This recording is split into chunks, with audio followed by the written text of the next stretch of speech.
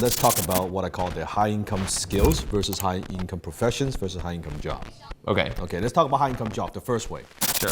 So high income job, I think we're all familiar with it. Let's say if you're working for a big company, right? Right. Or you're working for a Fortune 500 company, that maybe if you're starting off at a junior position, you climb that corporate ladder, right? Okay, yeah. With eventually you get to maybe a management position or something like an executive position, you might make that six-figure income. Now, high income job is company specific. Okay, sure, yeah. Meaning you work for this company, you work for this company, you work for that company.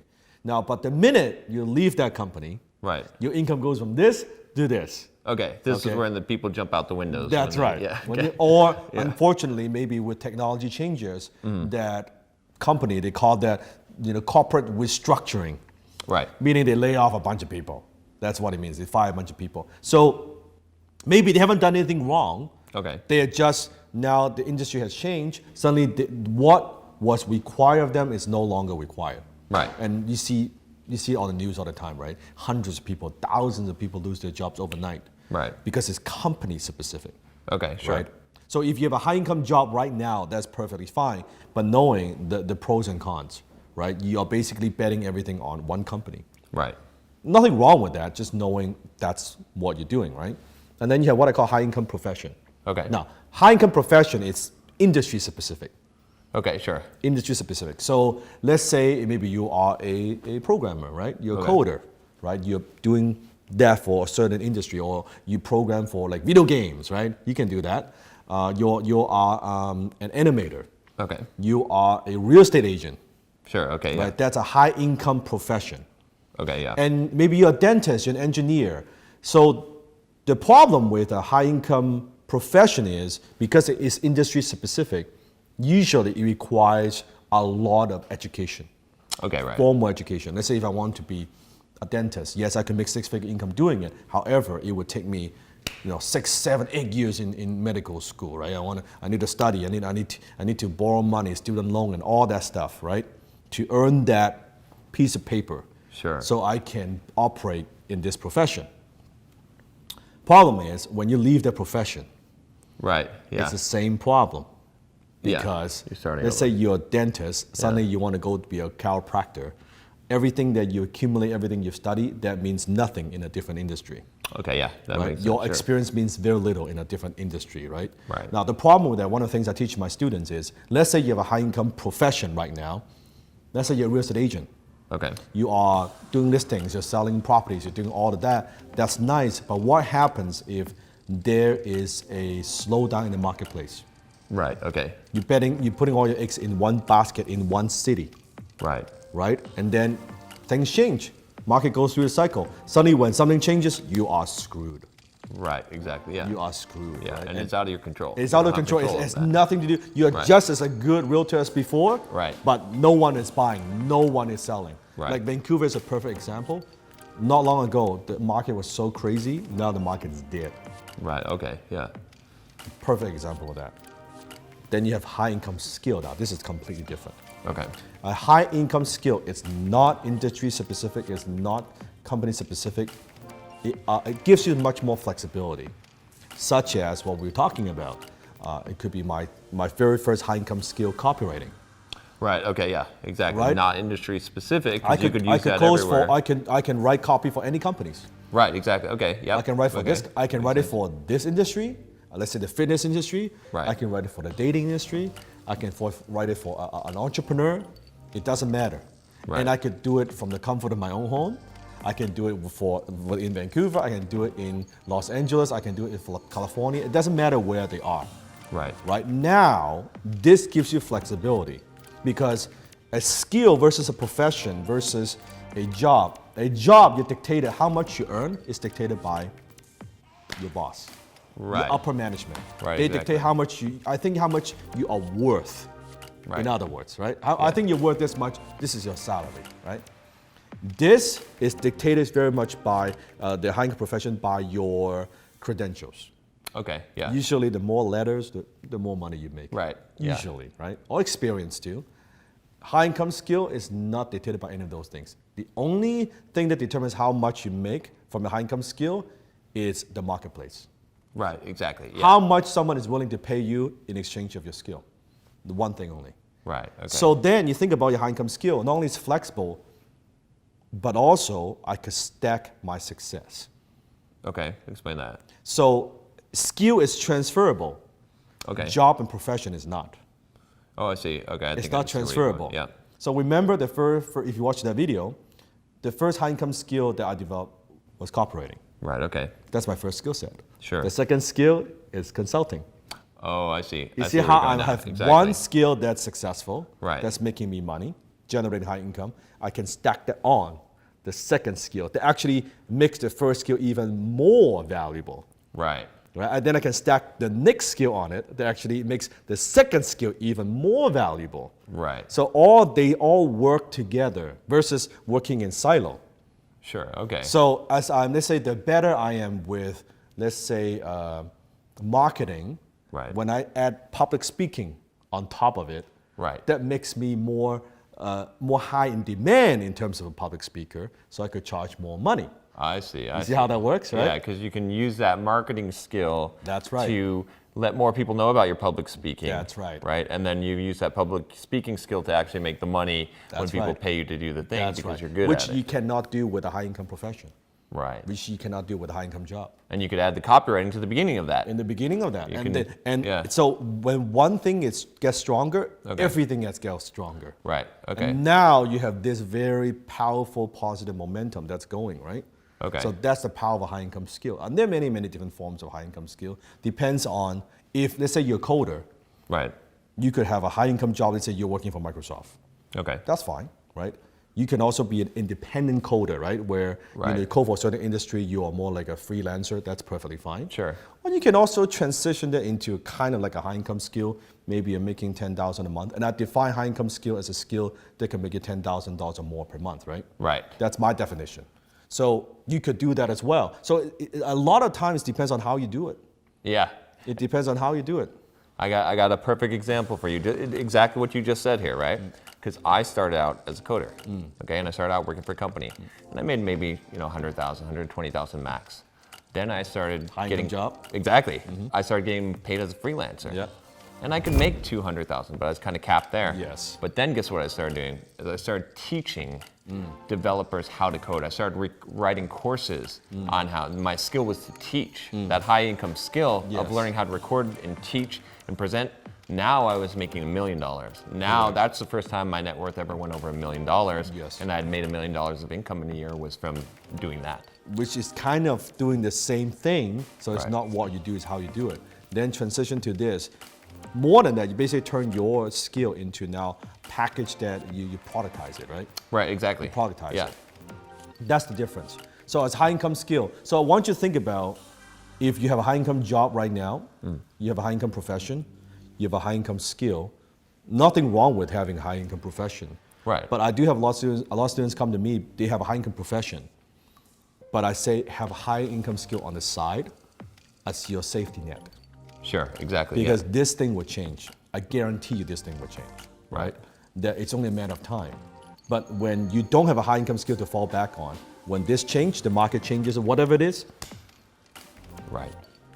you got no backup plan. But if your high income skill, perfect example. So we teach high ticket closing. That's what I teach, right? Okay, yeah, exactly. Which is how to close for influencers, high ticket products and services. So imagine a real estate agent. Someone, let's say he or she's making $100,000 a year. That's cool. Okay. As a real estate agent. But on the side, he or she's also doing a little bit of high ticket closing on the side. Okay. For other people in another city. Right, Over the okay. phone. Sure. When something changes, let's say suddenly the market slows down, okay, her income from real estate went from, let's say 100,000 to like 20,000 now. Okay, sure. All he or she has to do is we allocate some of that time and resources to this. Right. And now, you know what? I want to do more of this full time. You're okay.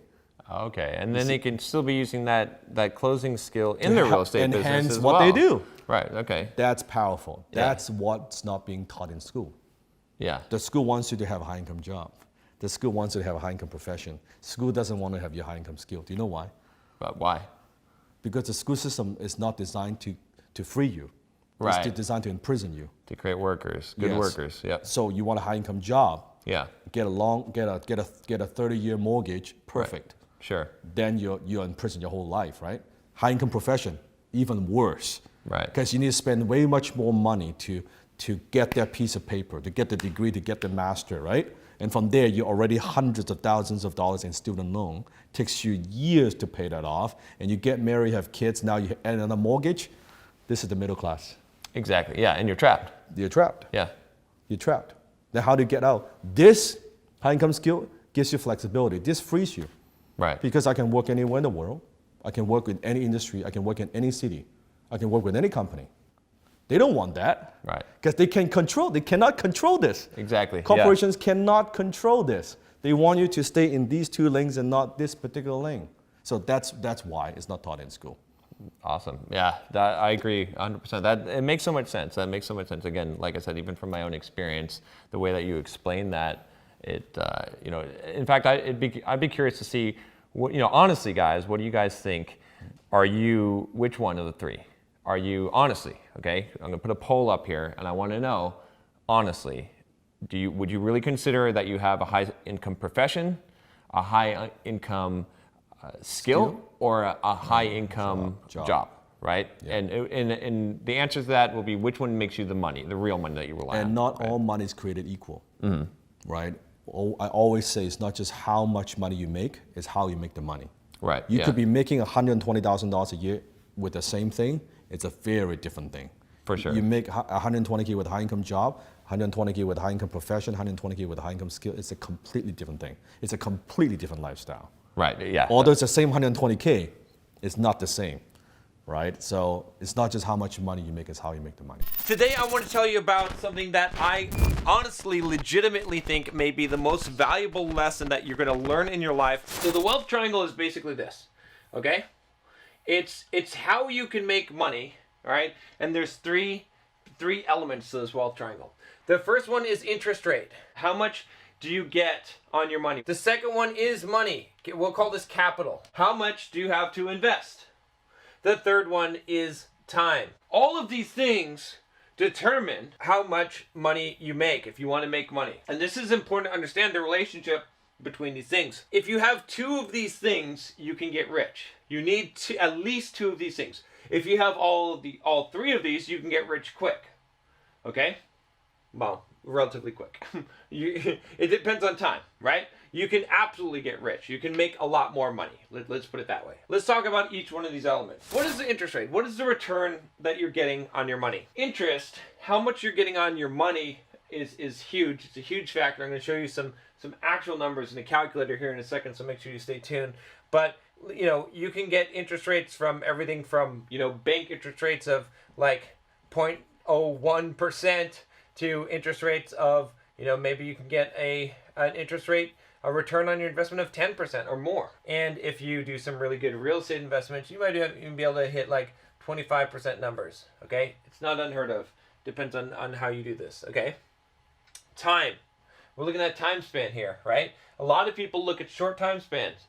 You could have 1 year time span, right? You could be holding on to something for 5 years. It could be 10, 20, 30 years. If you give me 100 years, I can get you rich on a very small interest rate. And capital, how much money are you starting with? All right, do you have 1K to invest? Do you have 5K? Do you have 100K?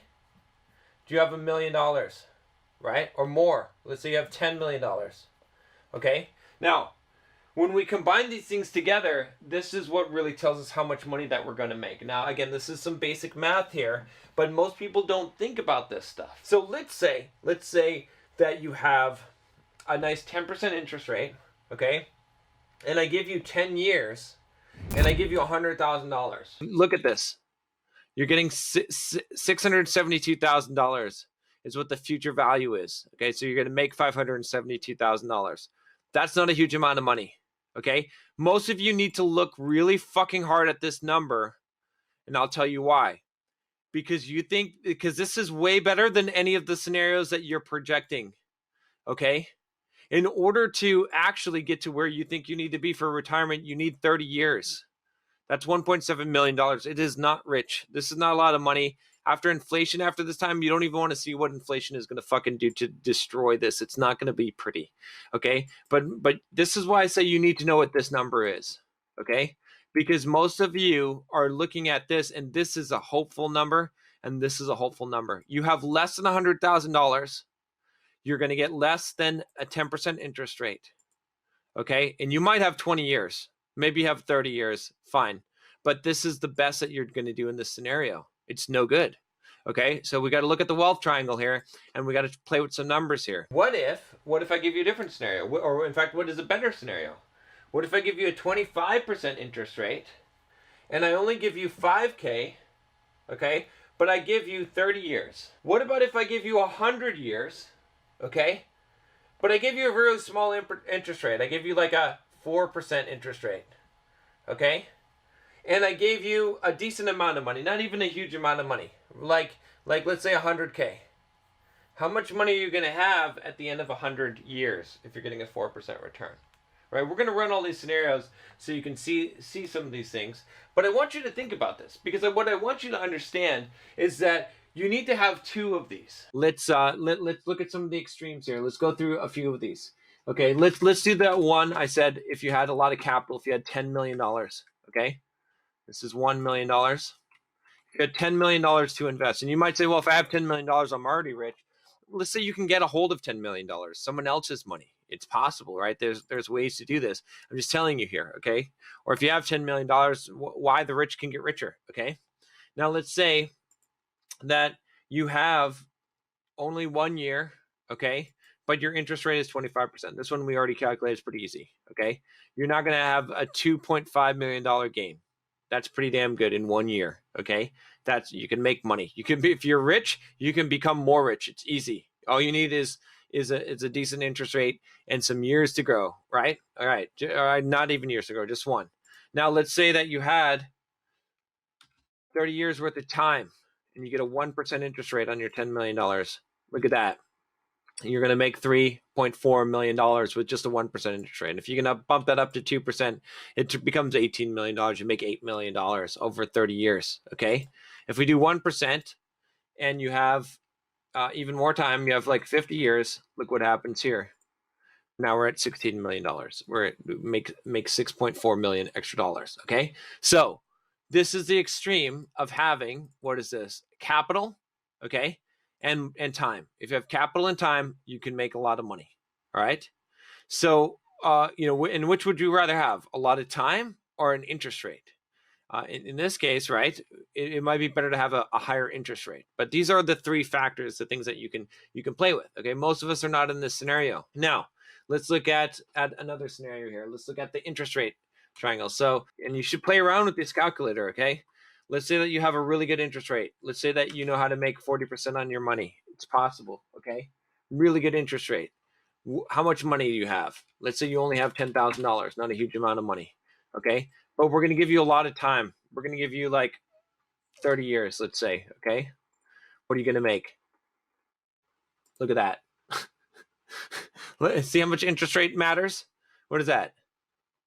$242 million?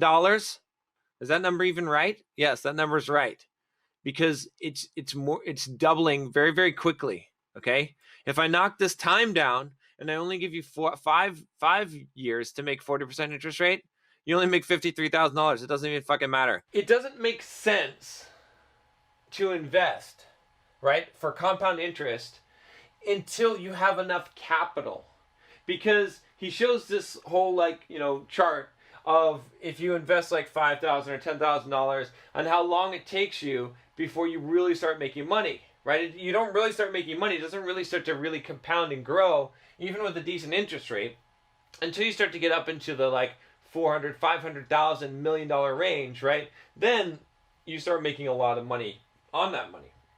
So most of you, the problem is you don't have enough capital, right? If you're only having like a K to invest or 5K, or 10K, or even 100K, honestly, that's not a lot of money. I know it seems like a lot of money to you. It's not a lot of money, okay? If you don't have a lot of capital to invest, then you're going to need a really high interest rate, okay? And you're going to need a lot of time to actually get rich. This is, see this? 25%, 20, 100K. Okay, I'm going to run that exact scenario, and I'm going to show you that this is the kind of the beginning of where you might be able to start to get rich from an investment. If you have a lot of money, okay, if you had $1 million, you don't even need a very high interest rate. You don't even need a lot of time to make a lot of money. Okay, but most of you, like I said, you're in this little scenario. You're in this, 10K, maybe you've got savings, or 50K, or maybe you're doing really good and you got 100K. If you got 100K, okay, then you've got to think about this. You have little money, okay? Your money is small, relatively small. If you have less than 100K, it's really small.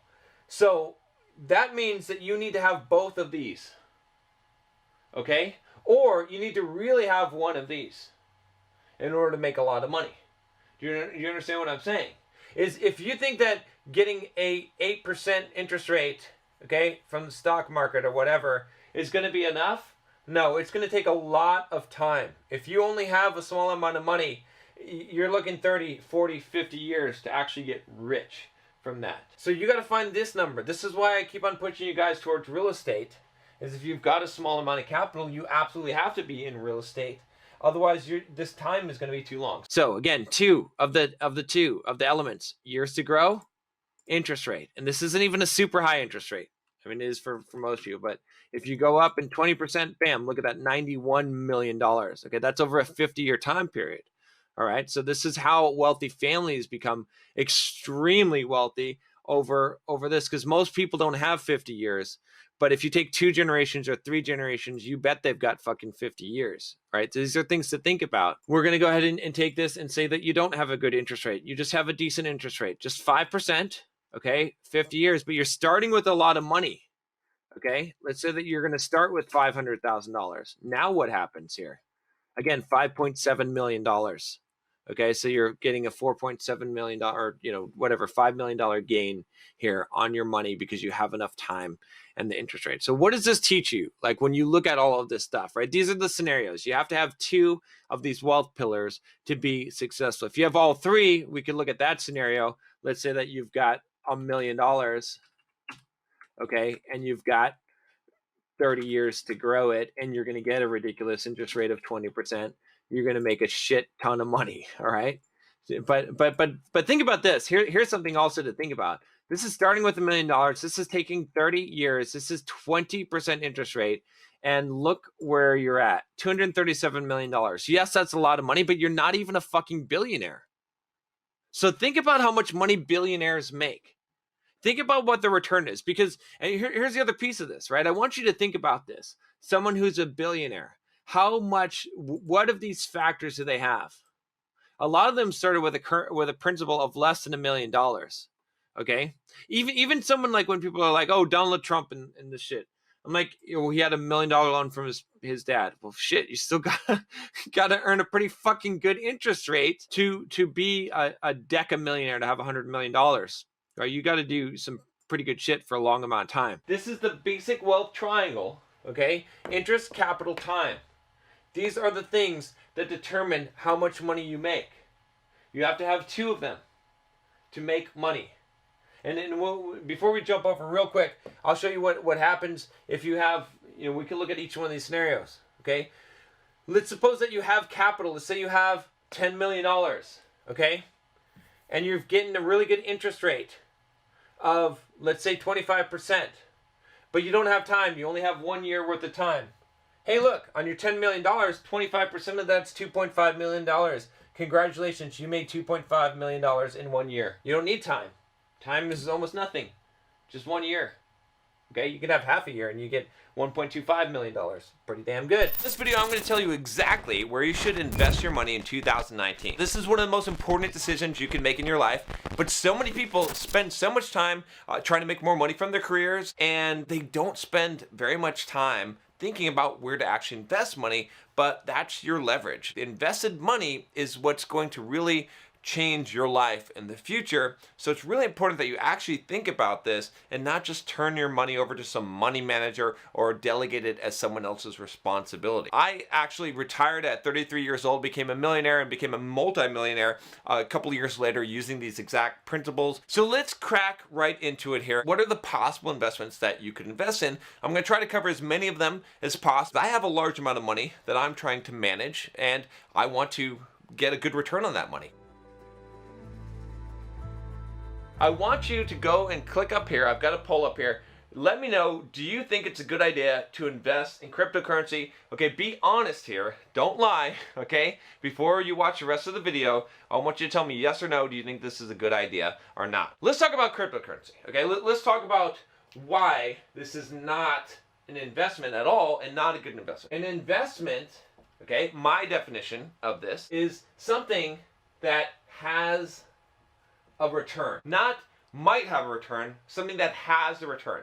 An actual investment is something that has value right now and has the return. You're not waiting for a future return.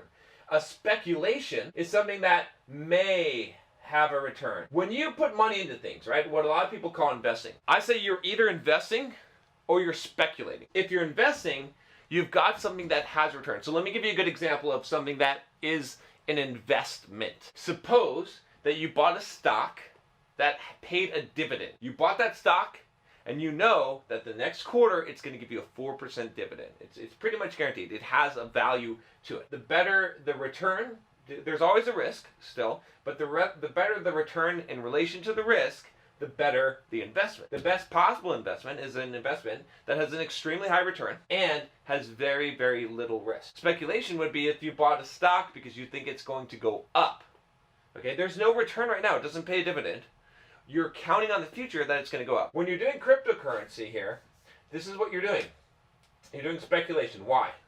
Because cryptocurrency does not actually have a value, okay, of return on it. It has a value that it's currently trading at, okay, and you're hoping that it is going to go up. Hoping is not investing. It's not a good strategy. Have people made a shit ton of money investing, quote, investing in cryptocurrency, speculating in cryptocurrency? Yes, they have. But people have made a lot of money betting on a number on the roulette table and having that number come up. Don't get me wrong, I like cryptocurrency. I think it's gonna go up. I think so.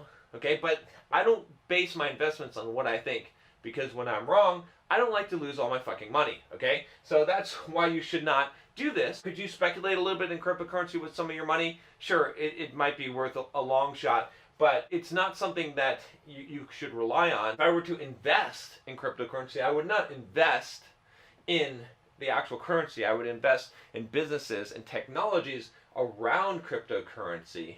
That would be a little bit smarter in my mind. Now, in this case, we're sort of getting into more of an actual investment. Realistically, these things by themselves are not investments. We're not getting a return, a guaranteed return on these things. This is what most people do. You get a job, okay, you contribute to your 401k, your company matches, and you invest it in mutual funds in the 401k. You're going to invest the money, compounding interest is going to increase that money over time, and you're going to retire someday. MJ DeMarco talks about like the 3 lanes, right? The slow lane, the medium lane, and then he had the fast lane. The problem he said with the slow lane, which is this, is like, yes, compounding, the magic of compounding will eventually make you rich with a small investment over time, but it's going to take you like 30 to 40 years. And even then inflation happens, so you're not really that rich. I mean, if you have a couple $1 million when you're, 65 or 70, the utility value of that is very low, and you had to do a lot and sacrifice a lot. I don't like that. I don't like that. He doesn't like that. It doesn't make sense. That's why I don't consider that a good investment. It's going to take you so long, and you're still dependent on circumstances. It's still not really an investment. It's still speculation to some degree, because you need the market to go up. I think a lot of people say, oh, this is low risk. It's not low risk. The market could take a hit. We could have really bad things happen to the market for a period of time. Yes, over time, maybe these things average out and have a few percent return, but come on, okay? Even if you get 6 or 7% return here, which, believe me, after the fees and everything, when you actually calculate it, your return is not that. It's not the best choice. Now here's the problem with stocks. All right, which stocks are you going to invest in? All right, if you just do just a straight investment strategy, if you're just going to pick some stocks, the problem is that you're not going to have it diversified very much, and again, you're speculating. There's two strategies. I suppose if you buy dividend yielding stocks, then you're not really speculating as much. But if you're just buying stocks and waiting for them to go up, that's speculating, and they could go down, and you can lose a lot of money in the stock market. So not really a great idea. Now, if you buy dividend stocks, that's not a bad idea. But here's the thing: what are you going to get for dividend? Maybe 4%, maybe 5%.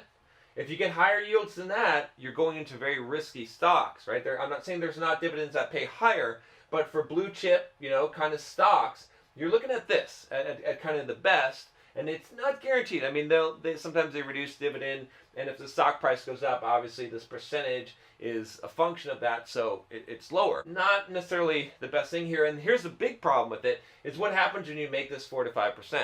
Well, you got to pay Uncle Sam on that, so taxes. And the more money you make, the more that this capital gains is going to cost you, right? If you do short-term capital gains, you're going to be screwed. If you hold on to it for a long enough time, which requires you to lock up your money and to risk, this yield going down or the stock dropping in price, right, where you can lose your initial capital, then you are still going to pay long-term capital gains. But if you make a lot of money, right, that capital gains is actually higher, right, based on your income. Even though because you have a state, if you live in California, there's some variables there as well. This is the first one where I'm starting to say, okay, if you really don't want to put any thought into this, and you're just going to put your money somewhere, okay, I can see this. Most people are saying, well, historically, I'm going to get a return of 6 to 7%. You're diversified there, so you're not taking as much of a risk there, right? It's probably a good, solid investment. This becomes an investment rather than speculation because you're looking over the long haul, and we've got historical data that says that this is going to go up. But that doesn't guarantee it. The stupid thing here is taxes. Sucks. Taxes, taxes, taxes. Now, you can do this in your 401k, and then you could defer the taxes, right? That's fine, but again, you're waiting to 65. If you didn't have the taxes, this would be great. This would be a lot better, okay? Because you could get a decent return on your money. If you had $1 million, you're gonna get 60 to 70K a year, okay? That's not bad. That's not bad on your $1 million. We'll go through this one quickly. What is the return right now on CDs? It's like 1%. Or like maybe 3% on a long-term one. I would do treasury bills or CDs if I had like, $20 million. Because it's so easy, because you're just going to get this return, and it's, if it's treasury bills, it's tax-free, and then you can live off of this pretty easily like a king, and your principal never goes down. But it's not a smart investment. It's just a hands-off, easy investment. So let's kill this.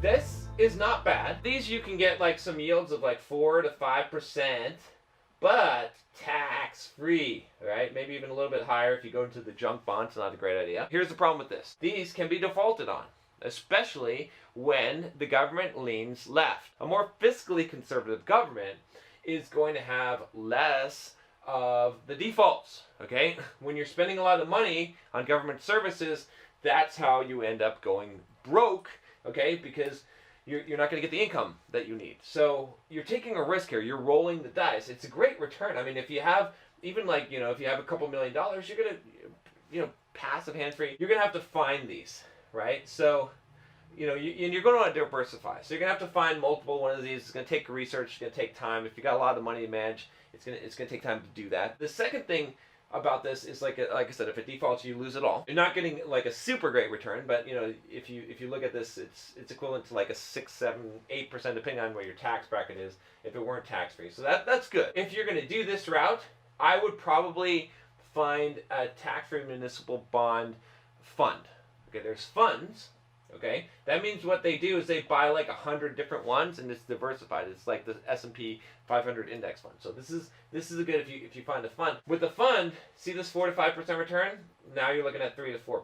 There, now you've just lost all the kind of benefit from that. Again, if you have like maybe 10 million, sure, that's fine, because now you can live off of this 4%. Pretty damn easy. Very low risk of having something happen. I mean, still the bottom could fall out of the municipal bond market completely. But if that happens, a lot of people are in deep. let's get to some of the good stuff here. All right, so you've seen kind of the downsides of this stuff. Let's look at real estate. What kind of returns can you get on this? Like, let's look at solid real estate cap rate deals. With real estate, if you are willing to do the work, you can find cap rates. Okay, this is basically your return, your percentage return. It's an easy way of saying this. Okay, you can find like stuff that's 10% to even 15 or higher than that. If you find sort of properties that are in not the best areas, that need some TLC, if you're hunting for deals and you do that kind of legwork, you can find that if you want. That's a bonus if you want to do that. Now, I don't want to do that kind of stuff, and I don't want to manage some nasty properties where you're going to have problems. Like, you're going to earn this. It's not going to be very passive. You can find other cap rate deals, okay, like really solid stuff on the other end of the spectrum. Like, we're talking commercial retail, we're talking, apartment buildings, we're talking, just A-class properties, even single-family homes, where it's really solid, okay, where you're not going to have problems and issues and whatnot, new construction, things like that. Let's say 5 to 6%. Okay, depends on your market. It's not, you're going to find that in San Francisco, you're not going to find that in New York City, but you find that in the Midwest. You find that in a lot of markets. This is a reasonable. John, that's not very good. Like, I want to get like 10%, 20%. Like, if I'm going to do real estate, we've got to look at more than just this return here. Again, if we had $1 million, all right, we just bought something cash, all right, we're getting 5% return, we're going to get $50K a year. Not a huge amount. If you got $3 million, you can live off of that nicely. If you just bought something cash and you got this, that's great. But here's what else you're going to get. Appreciation. Now, again, this is the speculation part of it, but if you hold on to something for 10 years, some real estate, it's going to go up. So maybe you might get another, maybe like 2% to 3% appreciation per year. So this 5 to 6% actually becomes more like something like 7 to let's say like 9%, something around there. Basically, with real estate, 27.5 years, you can depreciate the building component of the real estate. Let's say you had a house that was worth 110, okay? And 10,000 was land and 100,000 you said was the actual building. You could take 100,000 divided by 27.5 and you can basically take an income deduction, right? Depreciation and expense. You're depreciating that asset of evenly divided over 27.5 years. I don't have a calculator here, but you can calculate that out. If you're in a high tax bracket, like if you're in a 39% tax bracket or whatever, then this depreciation is worth more to you. Now, here's one other thing that you can do with the real estate. You can leverage it. So what do I mean by leverage? So what if let's say we have $1 million, but I'm using big numbers here just so you can see how this scales up. With residential real estate, you could do like a 20% down payment, right? When I was doing some of my first properties, I was doing like 10% down payments and paying a little bit more, so I was highly leveraged. But the power of leverage, okay, even just without the leverage, this is why I'm saying real estate is such a good deal, is because even if you just buy it cash without the leverage, all of this makes your percentage much, much higher than any of the other things. Now, this whole appreciation basically is times 2, because it's double. Because you're getting appreciation on a larger property than your investment. Does that make sense? You're investing $1 million, but you're getting the appreciation of doubled. So, if the property goes up 10% in value, you get a 20% return on your money from the appreciation because you're leveraged, because you're using half of the bank's money. You're still getting the appreciation on that. Okay, you're paying some debt service on that, so it's going to cut into it a little bit because you're going to have to pay that mortgage. Same thing happens on depreciation. Your depreciation is times 2 as well because you have a bigger property. This 100,000 is now a 200,000. So you're going to take a bigger chunk of it for depreciation. If you're leveraged with 20% down, so 80% leverage, this is a 5x multiplier, right? So you could take this appreciation and takes it times 5x. Now you're going to pay more debt service, so you're going to have less cash flow. It's going to be more money that you're putting into the bank of the principal paid on the property. You can get up here with leverage when you consider the principal pay down, okay, and you consider all these other things and the appreciation multiplier. You can easily with real estate, be in the 15 to 20% and higher. So far, this is the best investment. Not only that, here's the other beautiful thing about this, is that you can do what I'm doing right now, which is called a 1031 tax-deferred exchange. When you sell the property, you don't even pay the capital gains tax. You defer it, and you buy another property. Now there's some rules, I'm not going to get into all of that, but essentially you can take this one little property, you can turn it into this big ass property and not pay the taxes, basically defer the taxes, so that you can keep on rolling that money up, and that's good. Okay, now if you never actually ever cash out, if you just keep on doing 1031s and you just hold on to the property, guess what? You never pay the taxes. So that's one strategy. You're just collecting that cash flow and you're developing passive income. That's why real estate is so good. Now there's one other thing I'll tell you about. You should be investing in real estate, absolutely, okay, because of those reasons. And there's a lot of ways to invest in real estate. I've got, if you haven't already, click that subscribe button. I've got a lot of information on this channel. Okay, I'm an active real estate investor. Okay, but there's one last thing I'll tell you about, which is you can invest in your own business. Now this is probably the highest return thing that you can do. If I had two things that you should invest in, okay, especially if you're young, all right, business and real estate. Now why do I say that? Investing in business is how you're going to make that $1 million.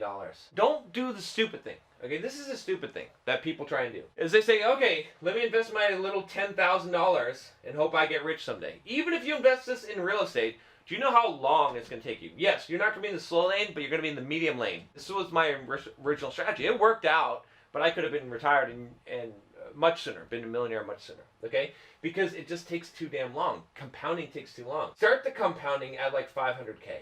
Start the compounding at least at 100K. Don't even worry about this shitty small amount. Don't even invest that shit. It's not even fucking worth it. It's not worth your time. It's not worth the effort. Go big. Should have waited till I had more money and took this money and said, small amounts, invest here in business. Because business can get you 1,000% return, okay? Business can get you 1,000,000% return in some cases. Now, it's probably not going to get you that, but this is reasonable, okay? If you learn how to create a business, how to start your own business, this is what you should be doing, is you should have the goal of making a big chunk of money so that you can put it here and get passive income right away and get those big returns where it makes sense. Even if you didn't do this, even if you said, no, John, you know what, I want to do S&P 500, good. We'll start with 500K. Start with at least 100K. Start with something big. If you look at the compounding schedule of like investing $10,000 or $50,000, by the time you actually got to 100K, you know how long it would fucking take you? It would take you a really, really long time. Just skip all of those years and don't waste that time and that effort. Instead, take this money, try to invest it somewhere here in your own self, in your own business, and building a business where you're going to be able to make a much higher multiplier so that you can start at a bigger point. You can jump ship, you can jump to the place where the interest actually makes sense and actually makes a difference. What's the kind of trade-offs there, right? So basically, it's a factor of risk, it's a factor of passivity, okay, and it's a factor of the yield. This is kind of my wealth triangle, which is basically return, okay, cash, and time. You pick two of these things. Or you only need two of these things to make a lot of money, okay? If you start off with a lot of cash, right, you just need like either a lot of return or a lot of time, okay? If you start off with $1 million, you don't need much of return if you got a lot of time. If you got a big return, you don't need much time, okay? If you have a very high return, okay, you actually don't need much cash. But you do need some time. Let's talk about the 5 things that you need to do to get out of debt. So the number one thing, the first thing, is to take account of all your debt, the amounts due, the percentage interest rates, and everything. So you need to have an accounting of exactly what you owe, right? And this is going to be important for the rest of the steps in this, but most people that are in debt don't know exactly, they don't even know, a lot of people don't even know what percentage that they're paying on their credit cards, which things that they're paying, how much do they owe, right? You need to just have like a spreadsheet and put in there every single thing that you owe, how much you owe, what's your minimum payment, what is the APR that you're paying, and that's the important thing, not just percentage rate, but APR, annual percentage rate, what is it actually costing you, and then what is the total amount of that debt, okay? But you need to have a good list of all of those things. So that's number 1. Number 2 is you go through that list and you call up everyone you owe and negotiate, right? APRs, okay? So what is the percentage rate? You can negotiate that. Payment time frame.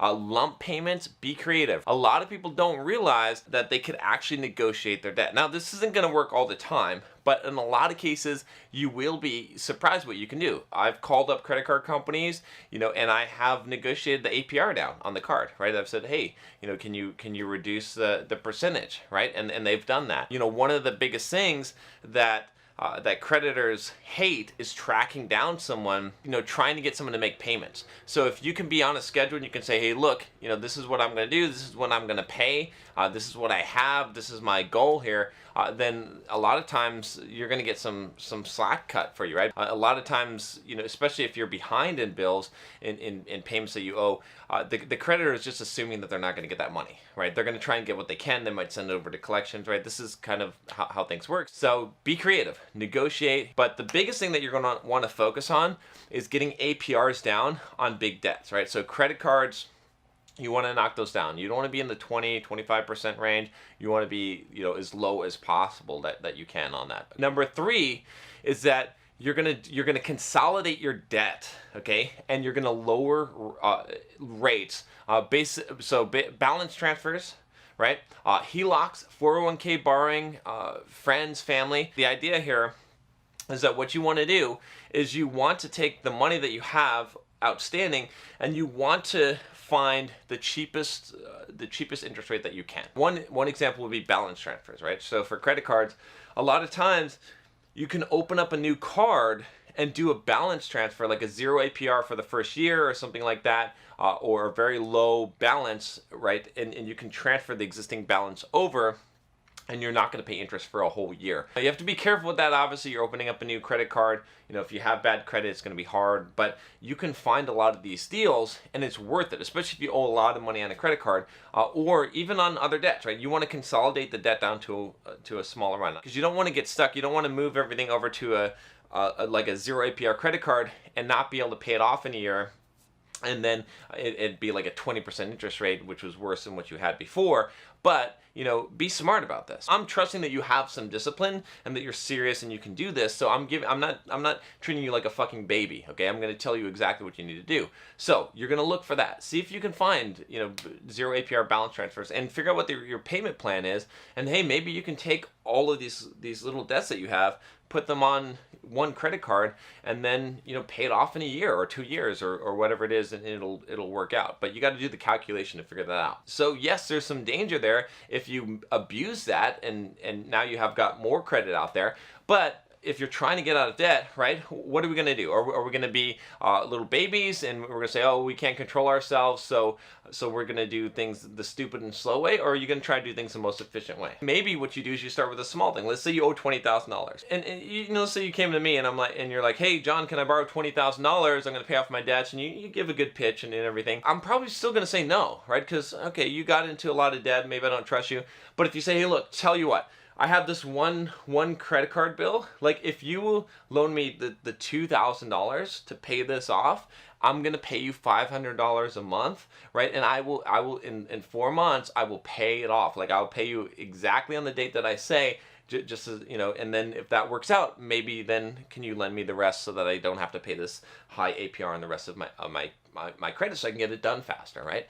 Then now you're talking, right? Because now I've got some proof. So think about this, right? You got to be creative. You got to think about what is it going to take to convince someone to help you out. And usually it's just going to mean that you show that you're trustworthy and reliable and that you're committed to this. The thing with being in debt is that you're racing, but you're slipping backwards because you're paying interest. You want to reduce as much interest as possible, okay, and pay things down as quickly as possible. Now, next one, you guys aren't going to like this one. This is number 4 here, which is remove all unnecessary expenses from your life. Everything. So I'm talking eating out, cell phone, everything you don't need to live, okay? If I am in debt, okay, if I were you, if I were in debt at all, what I would do is I would go into hobo mode, okay? Hobo mode, okay? What that means is that I'm canceling my fucking cell phone. I don't get a fucking iPhone. I'm selling my iPhone.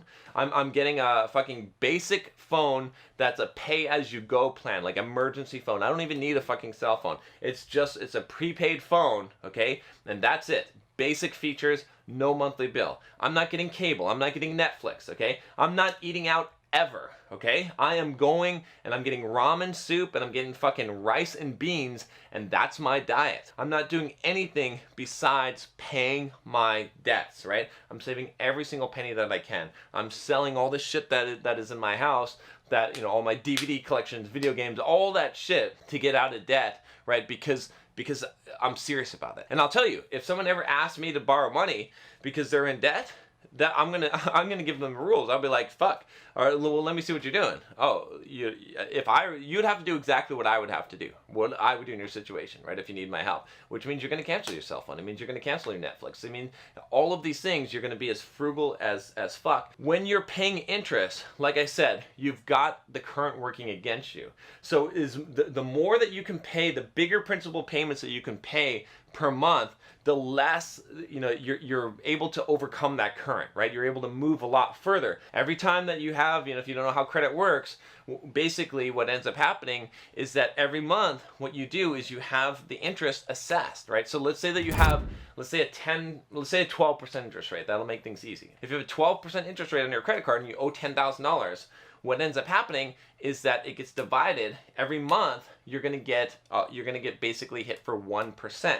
Okay, so 1% of whatever that credit card is, right, of $10,000 is gonna be $100. So you're gonna have $100 of interest that gets applied first, and now you make your payment. And if your payment was only $120, guess what? You're going to pay the $100 in interest, you're going to pay the $20 down, and you're still going to owe $9,980. And number 5 here is to pay off the highest interest debt first, always. Okay, now, again, a lot of financial gurus out there will tell you, no, don't do that. Don't pay the highest interest. Pay the things off that you can pay off first, and that'll free up more money and resources. That just does not mathematically or logically make sense. You want to pay off the highest interest thing first. What you want to do is you want to figure out how you can best optimize that, right? And like I said, the more principal that you pay down, the less interest that you're paying. So you want to always pay off interest on the highest interest things first. It just makes logical sense. It will always result in a faster payoff. It's the same as investing, okay? If you have $1,000 to pay down debt, okay? I want you to, instead of thinking of you having the money to pay down debt, I want you to think about it as investing. If someone says, I'll give you 2% interest, or someone else says, I'll give you 20% interest, where are you going to put the $1,000? Right? It's the same exact fucking principle. All right, those are my 5 things.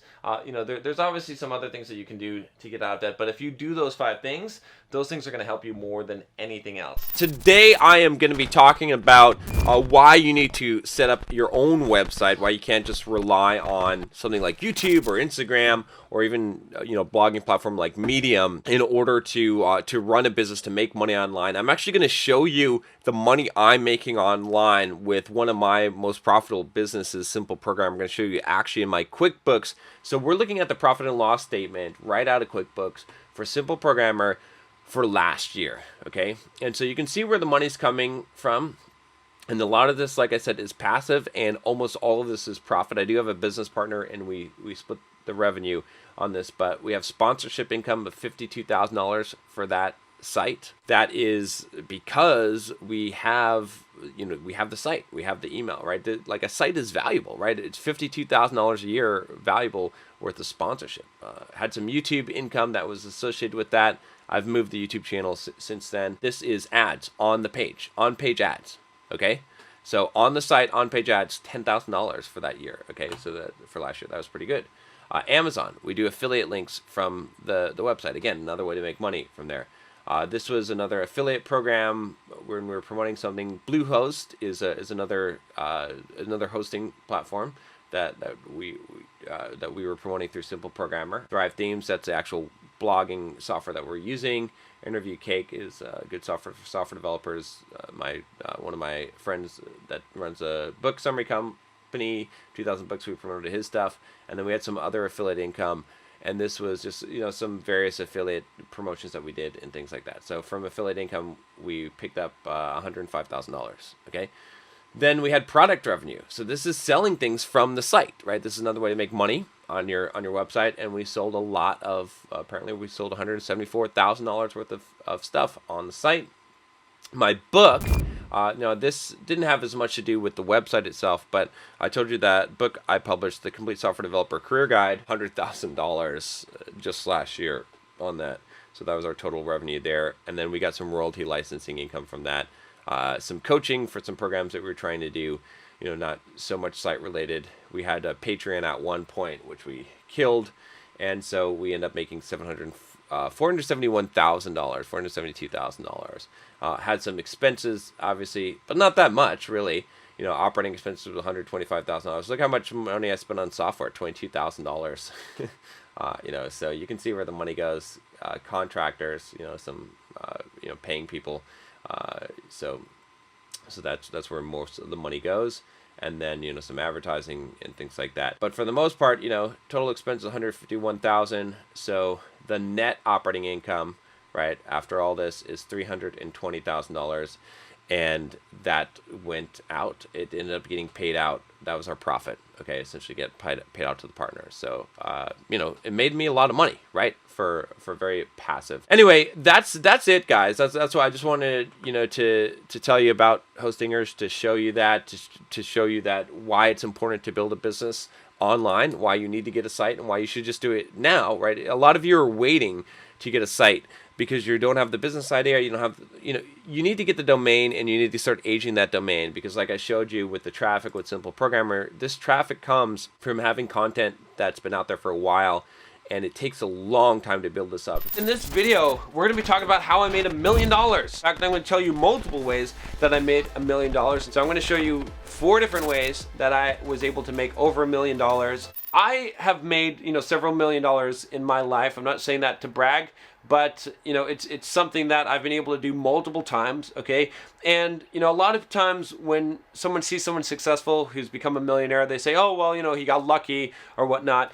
But that's why I want to make this video, to give you guys an idea, because a lot of you have questioned me, well, how did you make $1 million? Or how did you make, multiple millions of dollars? But I wanted to give you, the actual way, so that you know how it happened, and that you can see that it's happened multiple times. So it's not a matter of luck, it's not a matter of coincidence, so that you can have some confidence that you can do the same thing. I'm not some kind of super genius, okay? I wasn't gifted with, I didn't have a golden spoon or silver spoon in my mouth. I wasn't born with a silver spoon in my mouth. There's nothing super special about me, except that I was willing to do the work, to work hard, to learn what I need to learn in order to do it, and to not give up. That's really the key thing here. Like I said, a lot of you are more smarter than me, you're more talented than me, right? You have a lot more opportunity for success than me. You might even be in better situations, right? The first way that I was able to generate over $1 million was through real estate, okay? Now, this is a long way, all right? It takes some time,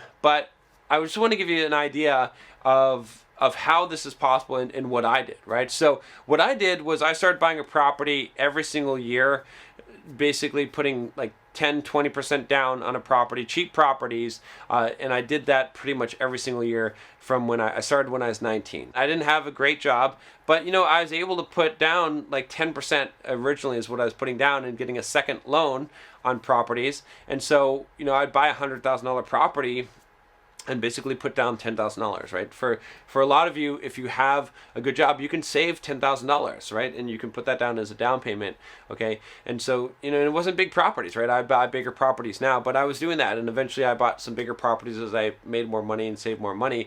But that was the basic plan, okay? And that's what I ended up doing. I ended up owning, I've sold some properties now, but at the top I was at like 27 or 28 units that I own total. Okay, I still own a bunch of property now. Let's suppose that you had $5 million worth of real estate that you purchased. Now that doesn't mean that you had $5 million, okay? It means that you probably had $1 million, let's say, that you purchased, and you got properties at 20% down, or maybe you had $500,000 and you had properties at 10% down, okay? But you've somehow amassed $5 million worth of real estate. Well, all you need is a 20% increase in the value in order to have $1 million, right? You'll have made $1 million that, of profit if it increases 20% in value. Okay, now again, like I said, for some people, acquiring $5 million worth of real estate is going to be really hard, okay? But how about this? What if you only acquired $2 million worth of real estate? Again, that might seem like a lot, but if you can put 10% down, that only requires you to have $200,000 that you've saved up. Now, this could be over a long period of time. Or, you know, if you can put 20% down, obviously it'd be 400,000. But if you have $2 million worth of property and it increases 50% in value, which given, you know, 10, 15, 20 years, it will, there you go, there's $1 million right there. So it's very possible to do that. For me, it was a combination of things, right? I kept on buying real estate, all right, putting all my money into real estate. And so I would make that money as I eventually acquired like several $1 million worth of real estate that I owned. Okay, now I didn't own it free and clear. I had big mortgages on this. Maybe, you know, at one point I might have had $5 million worth of real estate and $4 million worth of mortgage on it. I only had, you know, $1 million invested in it. But over time, as those properties increase in value, I made that money and I was able to make, you know, millions of dollars. Basically, when you buy real estate, you make money from the cash flow, from the rent that people pay you. You make money from the principal pay down that you pay down on the mortgage. You make money from the appreciation that's leveraged, okay, as the property value goes up. And you also make money from the tax benefits because you actually get to depreciate the property and write off a lot of taxes on that. So real estate is a really, really solid investment. And if you're willing to put in the time, you know, typically 15 to 20 years worth of effort, you can definitely become a millionaire from real estate and become a multimillionaire. I just keep on making more money in real estate. I made money from royalties from online courses. Okay, this was another way that I made several $1 million. So I created courses for a company called Pluralsight, software development courses, and I taught these courses, recorded these courses, and they contracted me to make the courses, and then they paid me royalties for these. The thing that I did that most of the authors for Pluralsight didn't do was I created 55 courses. I just started busting ass and created courses for like 2.5, 3 years, if you know my story. And they paid me basically a royalty on those courses, and I ended up basically getting to the point where I've gotten over $3 million in royalty payments from them from those courses. Now the company grew big, okay, it ended up making a lot of money, their subscribership grew. There's not always an opportunity like that, but it just goes to show you the example, right? Again, the big thing here was that for each course that I made for Pluralsight, I didn't make a lot of money, okay? I didn't have a huge amount of royalty. But because I did 55 of them, that's what made me become a millionaire. Okay, that's what, from that to make millions of dollars. The principle behind this is that you can do the same thing. All you have to do is find one thing that makes you some amount of money, okay, and then you scale that up, right? That's the key to business. The key to success in business is to find one thing that works and then to scale that up, to do more of it, right? You could write books, right? You could do video courses like I did. There's a lot of different things that you could do. All you have to do is find one thing that's going to make you some amount of monthly income, and then you do more and more of it. The next one that I made over $1 million was from businesses. So you've got this business here, Bulldog Mindset. Hasn't made $1 million yet, but it eventually will. Okay, but my main business for a long time was Simple Programmer. It still exists. Okay, and with that company, I started as just a blog, but eventually I got to the point where, you know, typically in a year we'll make over $500,000 from Simple Programmer. Now I have a business partner now that I split the money with, but typically it's almost all profit. So, you know, if you are making $200,000 profit over 5 years, that's $1 million right there. So we've made several $1 million from Simple Programmer over the years, right? It's been around for 10 years. It wasn't always making a lot of money, but you know, I built that business up, okay? I built an email list. I started selling products on there, and you know, we started selling several $100,000 worth of products per year, and that's what really, you know, built the company and made that money. We make revenue from different things, from books, from digital courses we sell. We do advertising that we make money from. We have affiliate deals that we do, and then coaching, you know, for example, for Bulldog Mindset, I do coaching, and you know, and I make money from that. And then the fourth way, number 4, okay, which is the worst way, is from my job, from my salary as my job, right? I was a software developer for around 15 years, okay, and for most of that time, my salary was somewhere around 100K, you know, a little bit above that at times.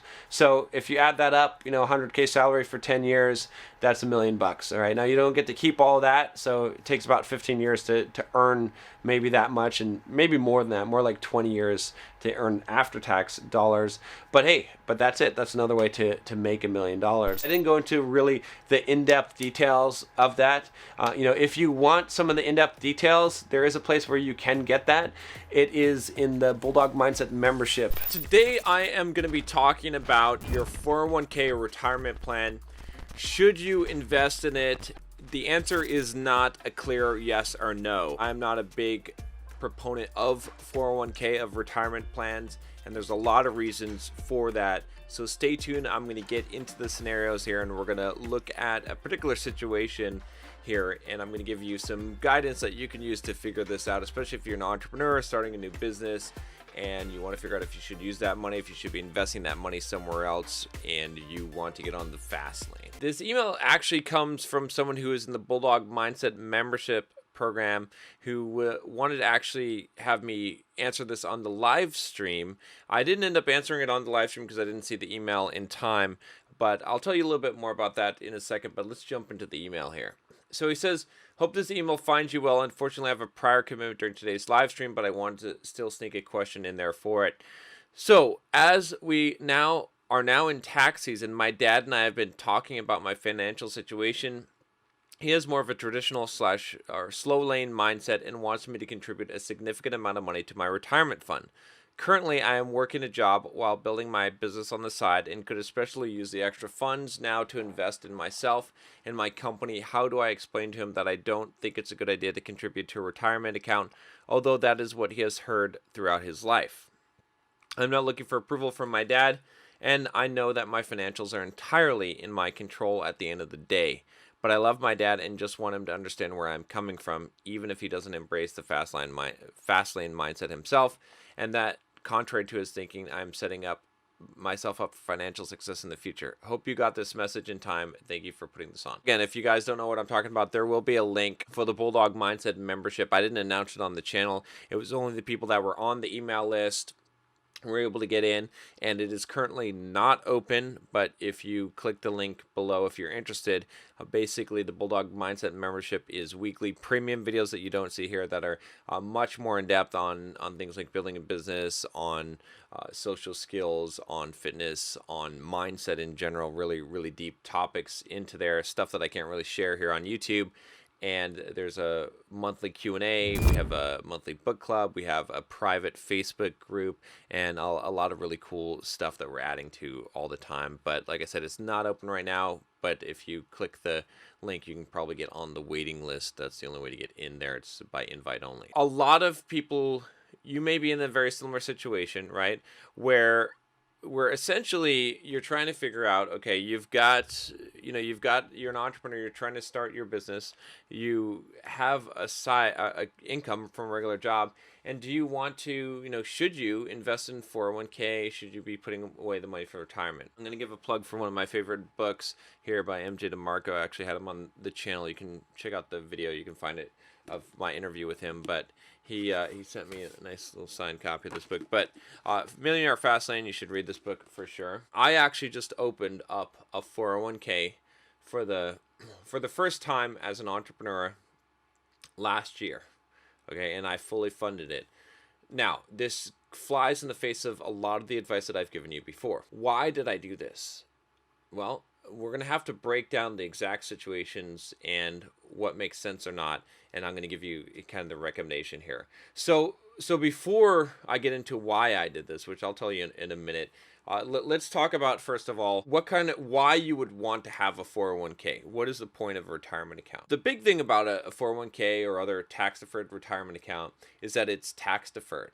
Okay, so the whole reason why you would ever even consider investing in 401k, there's basically two reasons.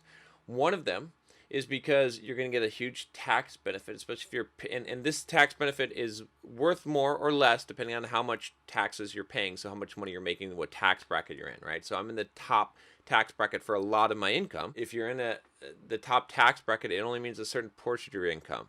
You have an overall tax rate. Your effective tax rate is what you effectively paid as a percentage of all of your income.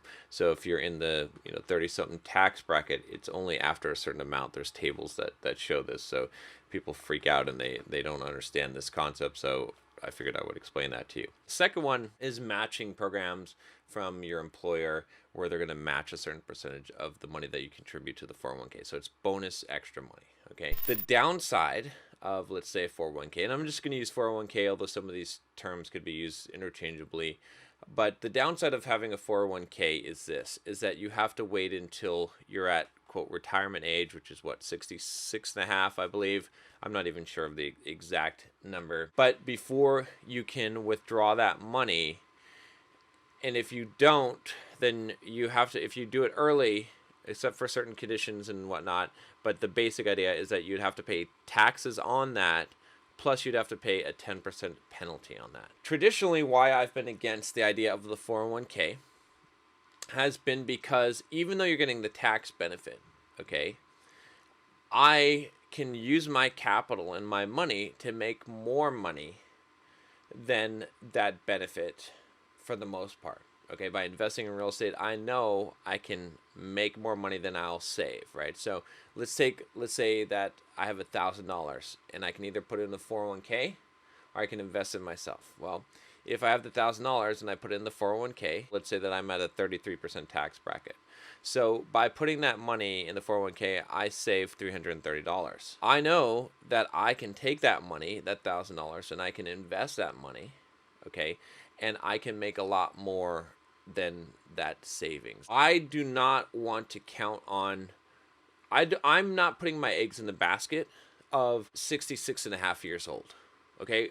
By the time that I'm that fucking old, okay, I want to be wealthy. Like the little bit of money that I'm saving and putting away for then, I have failed if I need that, if that makes a difference to me. I want to make so much money. I'm front loading all of my effort. Does that make sense? It's like a backup plan, right? So the more fuel that I have, the more money that I have to further my entrepreneurial endeavors, to make money now, to invest now, to make big returns, right? To build businesses and companies, to use that, the greater the chance of me becoming wealthy or rich, right, in the short term, and being very, very wealthy by the time I'm 66 and a half or 65 and a half, whatever it is. Whereas if I take some of that money away and I put that into the 401k, even though I'm getting a tax benefit and all that stuff, I am backloading. So it's basically like, it's hurting my chances of becoming rich now. Okay, I'm making a lot of money now, but it's giving me a safety net for later. Does that make sense? Like, I want you guys to understand the kind of core like choice that you're making when you're doing this, and why I've been basically opposed to 401ks. I'd rather pick one path. Either I'm going the safe route, I'm going to work the regular career, I'm not going to work a side business and do investments. I'm just going to put my money in the 401k, and I'm not going to even think about retiring until I'm 66, 65 and a half, whatever it is. Okay, whatever the retirement age is. Or I'm going to go all out as I'm young and an entrepreneur, and fucking I'm either gonna make it or I'm gonna be broke as shit when I'm 66 and a half when I retire. I don't care. Okay, this is my plan. I don't want to split it in the middle and not have really done as good of a job contributing to my 401k as I could, and suffer then and suffer now because I have handicapped myself by not having the funds I need. I just told you I opened up a 401k. Why? Because what you have to really weigh, there's a couple of things you need to consider here. Actually, before I do, I want to tell you real quick, I do have a sponsor for this video. It is Hostinger. So if you are planning on starting up a website, go check them out. Really good company, really good, easy hosting. You can do a WordPress install like in minutes there. It's really, really cheap. You can save 15%. Here's just a WordPress site I set up at johnsonmez.com. Anyway, link is in there, but go check them out. I have opened up what is a self-managed or self-directed 401k program, right? A solo 401k. It took some convincing for me to talk to some people that are doing this in order for me to really be convinced of this. But with a self-managed, a self-directed, solo 401k, whatever you want to call it, I created a bank account. I opened it up. I had to get, it's not easy to get all these documents together, but I had a company that drafted these for me, okay? And I can invest that money however I want. So I put the money into the 401k, okay? And then I can go and I can invest that money in real estate or even in a business. I can buy a business. So I can do whatever I want investment-wise. Now, the benefit of doing that, why this makes sense to me, okay, is because I can basically, because I have that level of control, I can take tax-free money, I can invest that, and then I can have those returns be tax-free within that account as well. And I know that I can make a lot of money doing that. And in fact, if I wanted to pull it out early, I could just pay the fee and pay the taxes on it, but I'm getting compounding interest on non-taxed interest, if that makes sense. It's compounding without taxes. We're outside of the 401k investments. I mean, yes, I can do a 1031 exchange on real estate and whatnot, but in my viewpoint, it balances it out.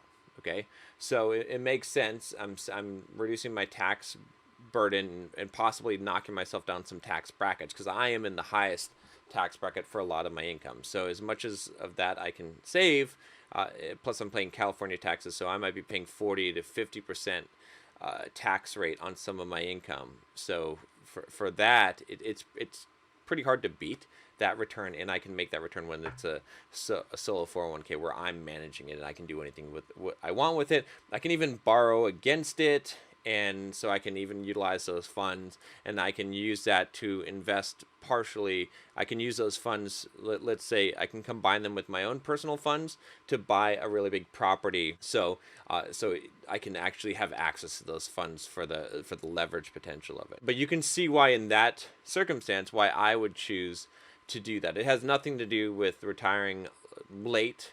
I don't need the money as well, because I'm already technically retired, right? I already have enough passive income where I don't have to worry about this kind of stuff. So this is just makes sense in my case. Okay, I could also make the argument to not do it. I'd rather not pay the taxes now. I could always choose to pay them later at any given time, but I can make money off of that money without paying taxes first, right? And I can easily overcome that penalty if I need to. So there's really, it makes it so that my funds are accessible to me in every way that I would need them to be, except for spending it on non-investment things, which I'm spending a large percentage of my income on investing anyway, right? So to me, this makes sense. How do you make this decision, right? So what do I tell this person in this email here?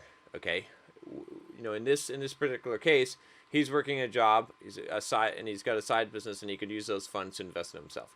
So let me tell you how you can kind of evaluate this and decide if this makes sense for you, okay? Especially as an entrepreneur. The very first thing that you should think about is which path that you want to go in life. If you are planning on becoming wealthy and independently wealthy and retired well before the retirement age, then putting money into the 401k is probably going to slow you down and reduce your chances of achieving that goal. The only exception to that is if you have, like I said, a solo 401k. But if you're really not making a huge amount of money and you can't maximally contribute and you don't have the skills to invest in real estate, then there's no point in having that at this point. I mean, you could still take that and invest it into an S&P 500 index or something like that, but the return isn't going to be, you know, super great. And like I said, you are going to be handicapping yourself to some degree. The other thing that you need to consider is, again, the company matching, because it's free money, right? So what it really comes down to is, at the end of the day, okay, even if you decide that you're going to go the longer retirement route, okay, whichever one, or you're going to split the difference between the two, which is the road I don't recommend. How much are you actually getting? Right? So what is your tax bracket? The higher that your tax bracket is, the more that the 401k is valuable to you, because it's worth more. Like I said, if I'm paying about 50% taxes at my highest tax bracket, and I can basically take some of that money and put it in the 401k, my solo 401k, so I'm not paying a 50% tax rate on that, that's worth half of that money. Okay? So in order for me to say no, I'd rather just invest the money myself outside of the 401k, I have to be able to do better than like a 50%, let's say 40 or 50% return. That's pretty hard to do. Okay, that's pretty difficult to do. So you want to know, basically, when you take your money, you should be able to figure out this calculation. If I take my money and put it in 401k, okay, as opposed to having it cash, what is the value that it is worth to me? How much money in taxes do I save? And then number two, how much money do I gain by the employer contribution? And when you figure out what that is, then the next thing to do is to say, okay, for the money that I saved with taxes, okay, and the money that I've gained from the employer contributions, okay, if I took that out and if I just had the cash, so I have either one of these, right? If I have the money in the 401k, will I have a higher yield? You know, what is the yield that I can get on this money versus if I just had that money in my hand and I paid the taxes, right? So again, if you, let's say you had a 33% tax bracket, if you put $1,000 in 401k, so the question is, would you rather have $1,000 in the 401k that is getting, I don't know what your return, maybe you're going to count on like a 6 or 7% return, or would you rather have $777 and that you could get, maybe if you could do real estate investment, maybe you're buying rehab houses and stuff and you know that you get a 20% return on that money. Okay, would you rather have that? That's the real question. That's how you decide this. And then to answer the final question from the email here, you know, how do you tell your dad about this and explain this?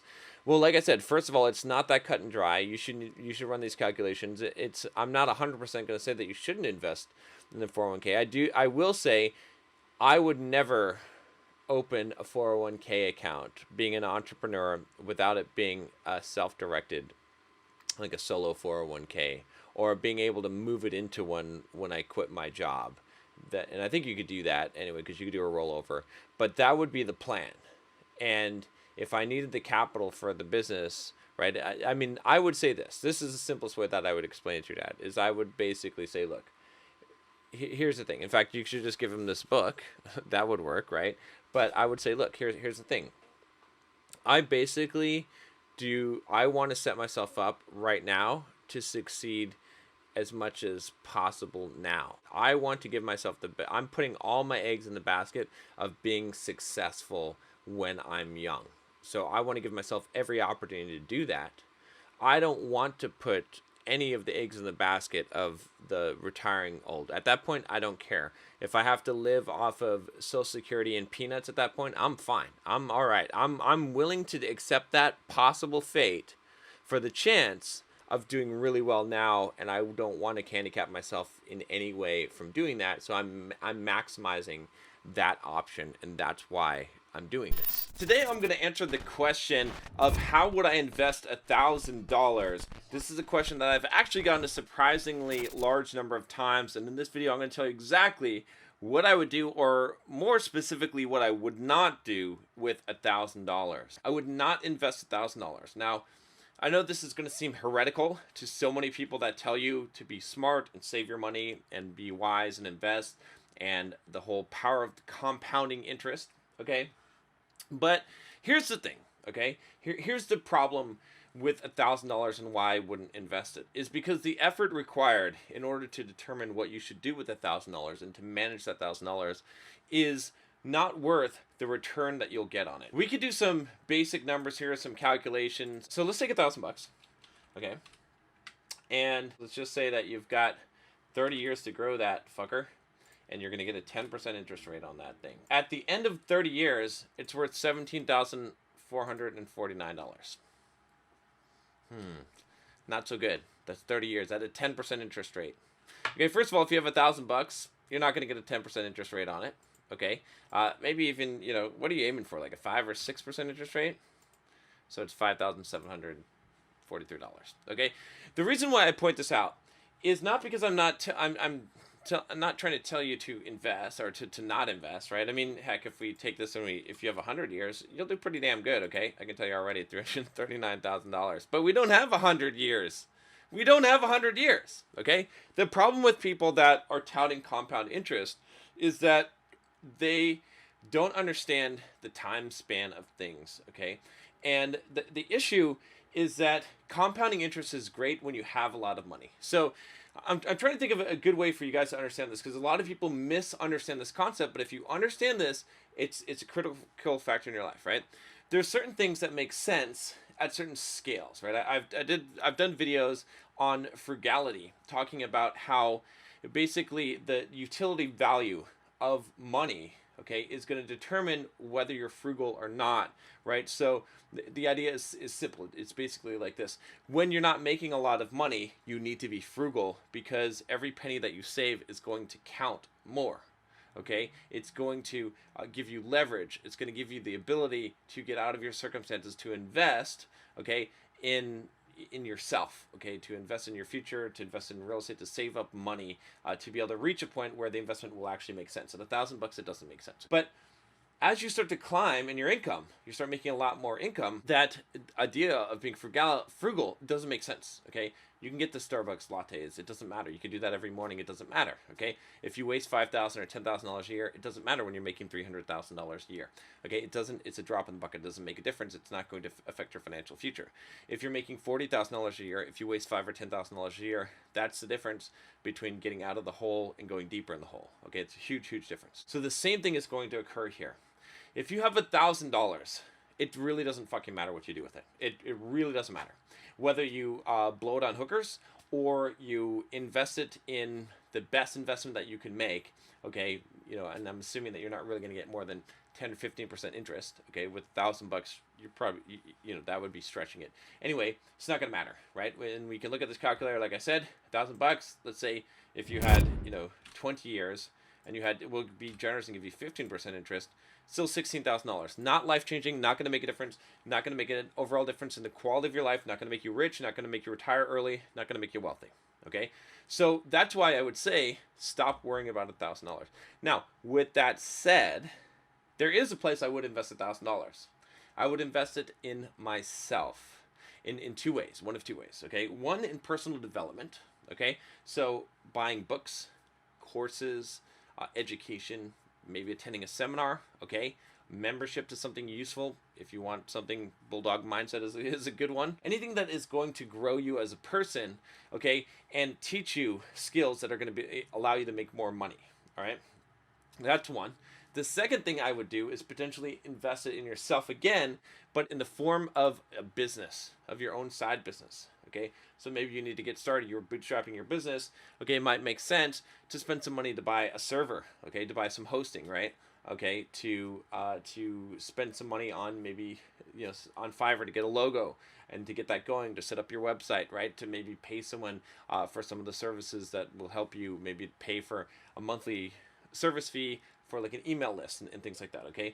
I'm not going to go into the hows of starting a business. I've actually got a whole playlist on how to start an online business, which again, we'll put in the cards and a link in the description below. It doesn't matter at a low value. Compounding interest doesn't matter until it starts to kick in. And really what I want to get to here, if you're following me along here, there's sort of the next logical step here, which is to say this. The point where compounding interest and truly like any kind of interest or passive income or return on investment really starts to make a difference or matter in your life is where the interest itself on the money is enough that you can live off of. Why is that a critical inflection point, right? There's different inflection points in your life, especially in your financial life, because let's say I give you $10 million. So we'll put in 10, 1, 2, 3, 1, 2, 2, 3. I think that's right, $10 million.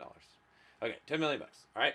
Now let's say that I give you like, we're just gonna say 1 year, okay? Right? In 1 year, and I just give you a nice 5% interest rate. You're going to have $10,500,000. So you're going to make $500,000 in 1 year. Okay. Now, why am I giving you this example? Okay. Because what I want you to understand is that if you started off with $10 million and you just got a 5% interest rate on it, you would have $500,000 a year. That's plenty to live off of. Okay. The idea of compounding interest makes a lot of sense there. Just interest as in general, just investing that money makes sense because you can live off of that money and more. And so that money that money is generating you will profoundly affect your life. You don't have to work a job anymore. Okay, not only do you not have to work a job anymore, but the reason why this is such a major inflection point and why I use the number $10 million is because let's say you're making, I don't know, let's say $100,000 a year at your job, okay? You can quit that job, you don't have to work that job, and now you have $400,000 extra to invest, to use as capital, to do projects, to travel the world, to do all kinds of stuff, right? You've hit an inflection point where it makes sense to figure out how to invest that $10 million. And also, if we look at the compounding of that, again, we're looking at 1 year here, but even just in 10 years at 5%, That's a significant number, right? That's $1.2 million that you could have earned by compounding that money, right? And if we got a little bit better interest rate, see, then now we're, at $19 million. We almost double that amount in 10 years. And if we could hit a 10% interest rate, then what can we do with that? We gain $15 million, almost $16 million. That's where investing and compounding makes sense, okay? And especially like if we look at this scenario over 20 years, look what happens. Our $10 million becomes $67 million. What can you, like, the leverageability of that is extremely powerful. When we only had $1,000, okay, it doesn't matter, all right? Even if we're getting a 10% interest rate, what are you going to do with an extra 5.7 grand? Nothing. Okay, what if we even had $10,000? Okay, so should we even invest $10,000 and care about that? No, because $67,000 not going to matter. Now, here's the point where it starts to matter. $100,000. Okay, here now you can see that becomes $672,000. Now, why does this matter? Why is $100,000 important? Why is $10,000 or $1,000 not important? Because of inflection points. Again, if you make $672,000 over 20 years, is that going to make a difference on your life? Absolutely. Okay. Now, even this isn't going to make as big of a difference. See, this is the problem with compounding. Okay, is that even compounding at 10%, okay, for 20 years on a $100,000 investment, that's still not a shit ton of money. You're not rich by any means. Okay, this is not even close to being rich. And that's $100,000 that you've invested, and you're only worth $672,000. Okay, I want to teach you how to actually be rich, how to actually become a millionaire like I am, right? Okay, I didn't do this, obviously, right? I didn't take $100,000 and get a 10% interest rate over 20 years. Okay, I did something more like this, like earning like $1 million or more. Okay, making that money, investing that money, getting more like a 15% interest rate over 20 years. This isn't, more like over 10 years, because that's when I had about $1 million. Okay, and it became that. So that's a little bit more accurate. Okay, and that makes sense. So what I want to teach you how to do, and what I want to emphasize, is learn how to do this. Okay, learn how to make $1 million. Even if you can't make $1 million, okay, learn how to make $500,000.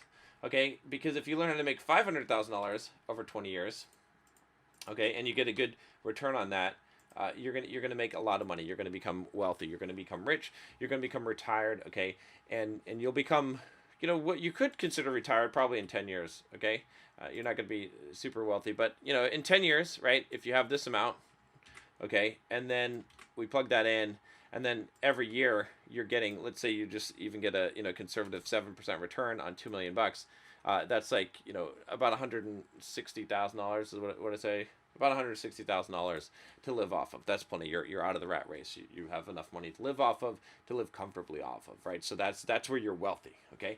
I know I'm going a lot of places here, but I want you to understand why this is so critical of a concept to understand. Okay. So the reasoning here is, and so what should you do? Okay. You're a young guy. You got $1,000. You want to be smart. You want to invest it. Okay. I'm gonna I plug this book all the time, but I can't get away from it. Read MJ DeMarco's book, Millionaire Fastlane. Okay, he's not paying me to say this, although he's been on the channel. You can see the interview with him. Got a nice signed copy of the book. He's a cool guy, very smart guy. Okay, so read this book. He actually has a compound interest table in here that basically says the same thing that I'm saying, which is basically, don't even worry until you make enough money. But what you want to do is, you don't want to be in the slow lane. You want to be in the fast lane. So what you want to focus on doing is figuring out how can you make at least $500,000. Okay, because that is going to be sort of the escape velocity point. I'd really like to see you make $1 million.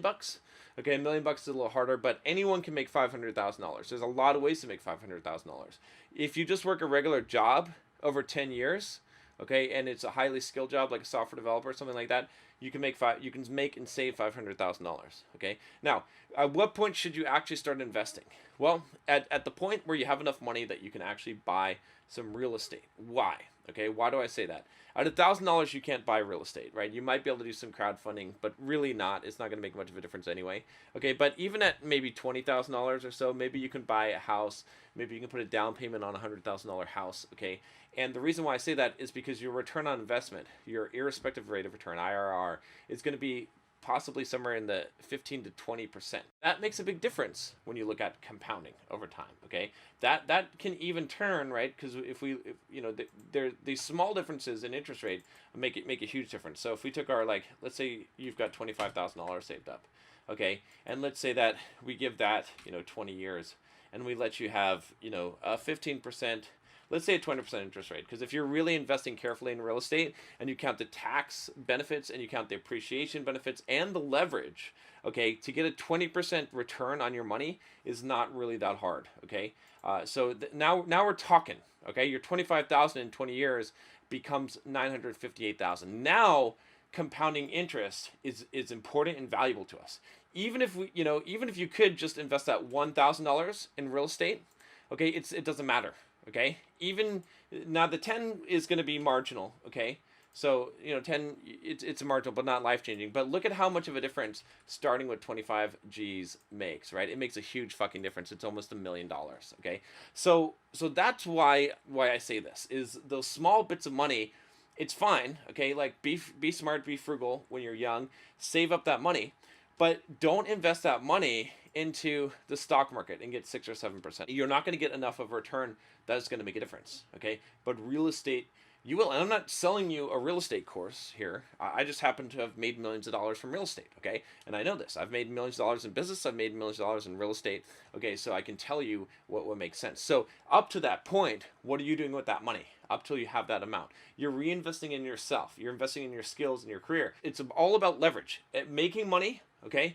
I want you to understand this is about leverage. Leverage, when you don't have a lot of money, you don't have a business that you can use, let's say $1,000. So how can you leverage $1,000? Well, you can use that money to gain the wisdom and knowledge of other people. You can buy books, you can buy training, you can buy courses, you can buy mentorship, coaching with that, right? Let's say up to $10,000, from $1,000 to $10,000.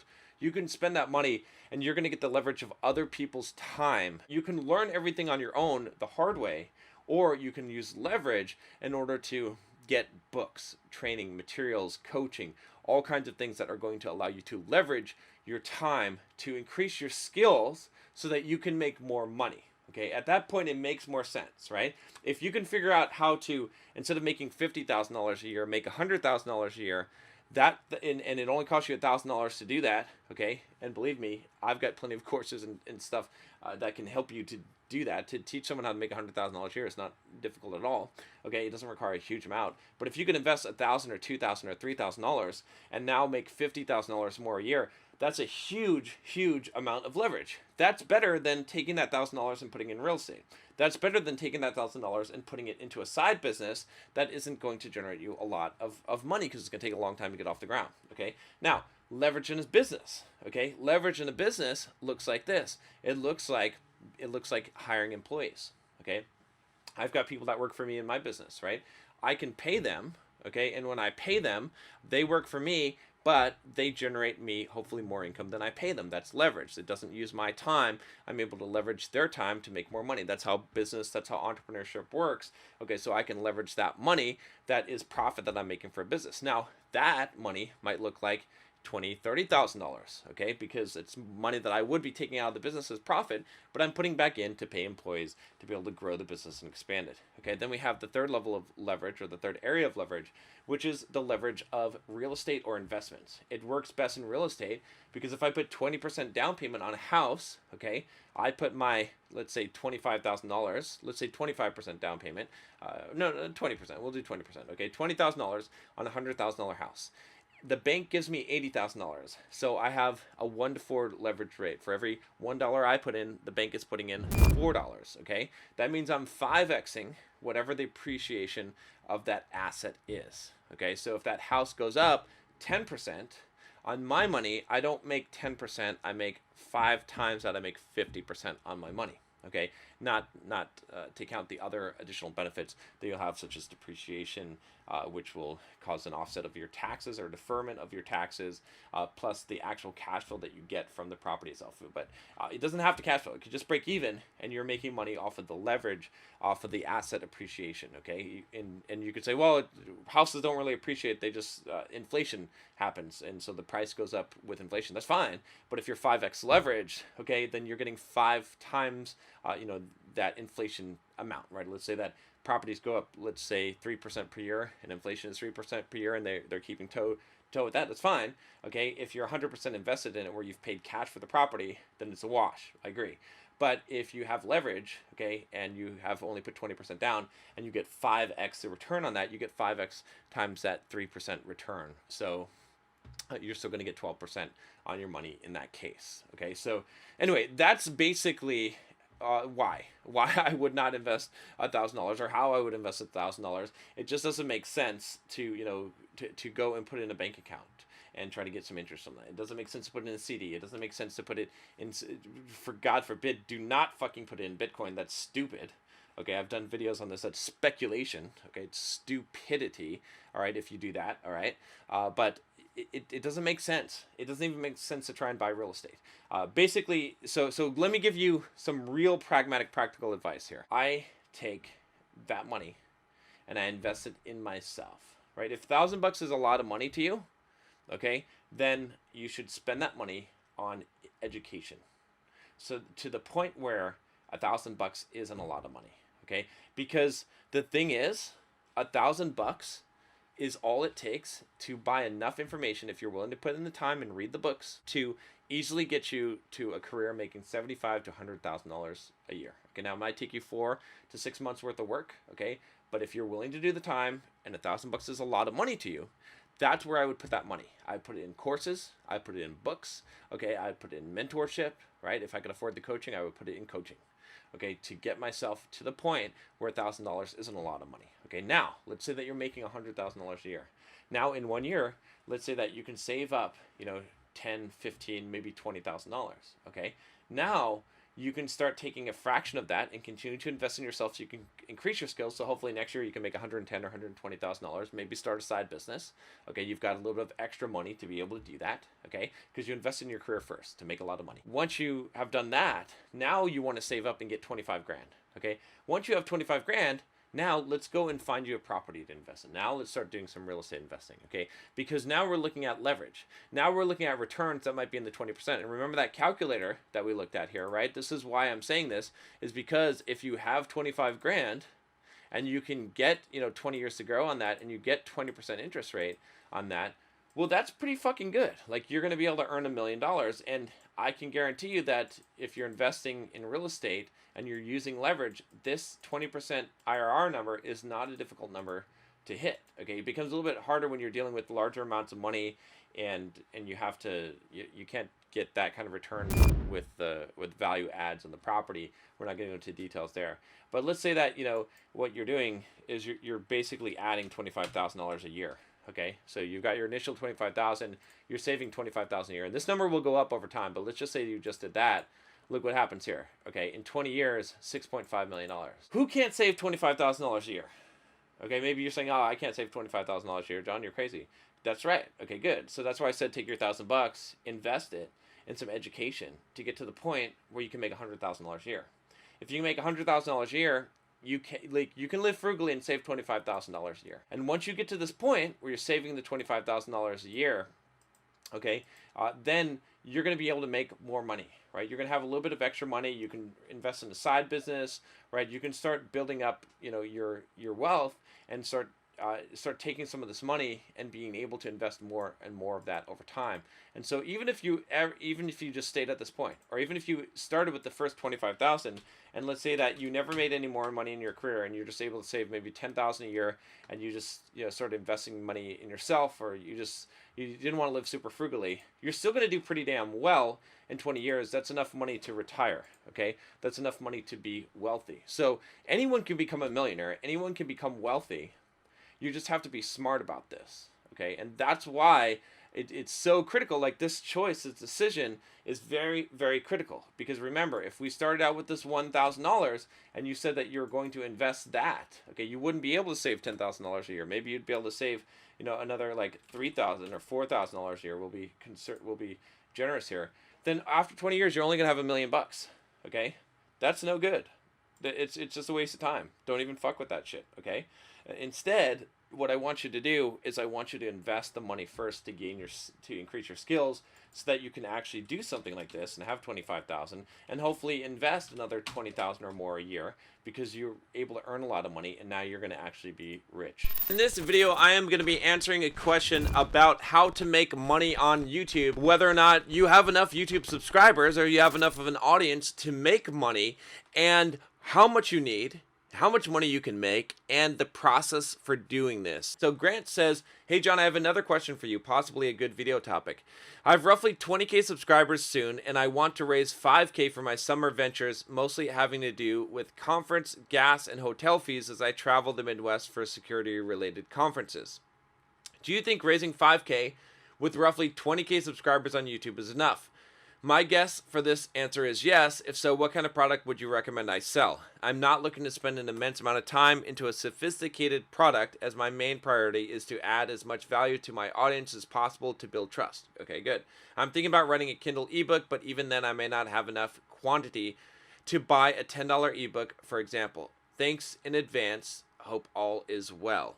Okay, so here's the thing, guys. All right, so this is what I'm going to say, Grant. So you can definitely make 5K off of 20K subscribers, all right, depending on the engagement. And I see, you know, looking at Grant's channel, he's got most of his videos get more views than my videos, right? A lot, like on average, right? A lot of his videos on average, and he's only got 20K subscribers. So he's got a very engaged audience. Now, one of the reasons for this is because he's very, very niche down, okay? If I were to go to his channel, if we look at his videos, okay, you're going to see here, cybersecurity student, cybersecurity, get started in cybersecurity, cybersecurity student, cybersecurity, okay? Python for cybersecurity, right? All of these videos, right? So he's doing something right. He's got a very niched audience that is very engaged. And you look at how many views he's got on some of these, you know, why I use Windows as a cybersecurity student.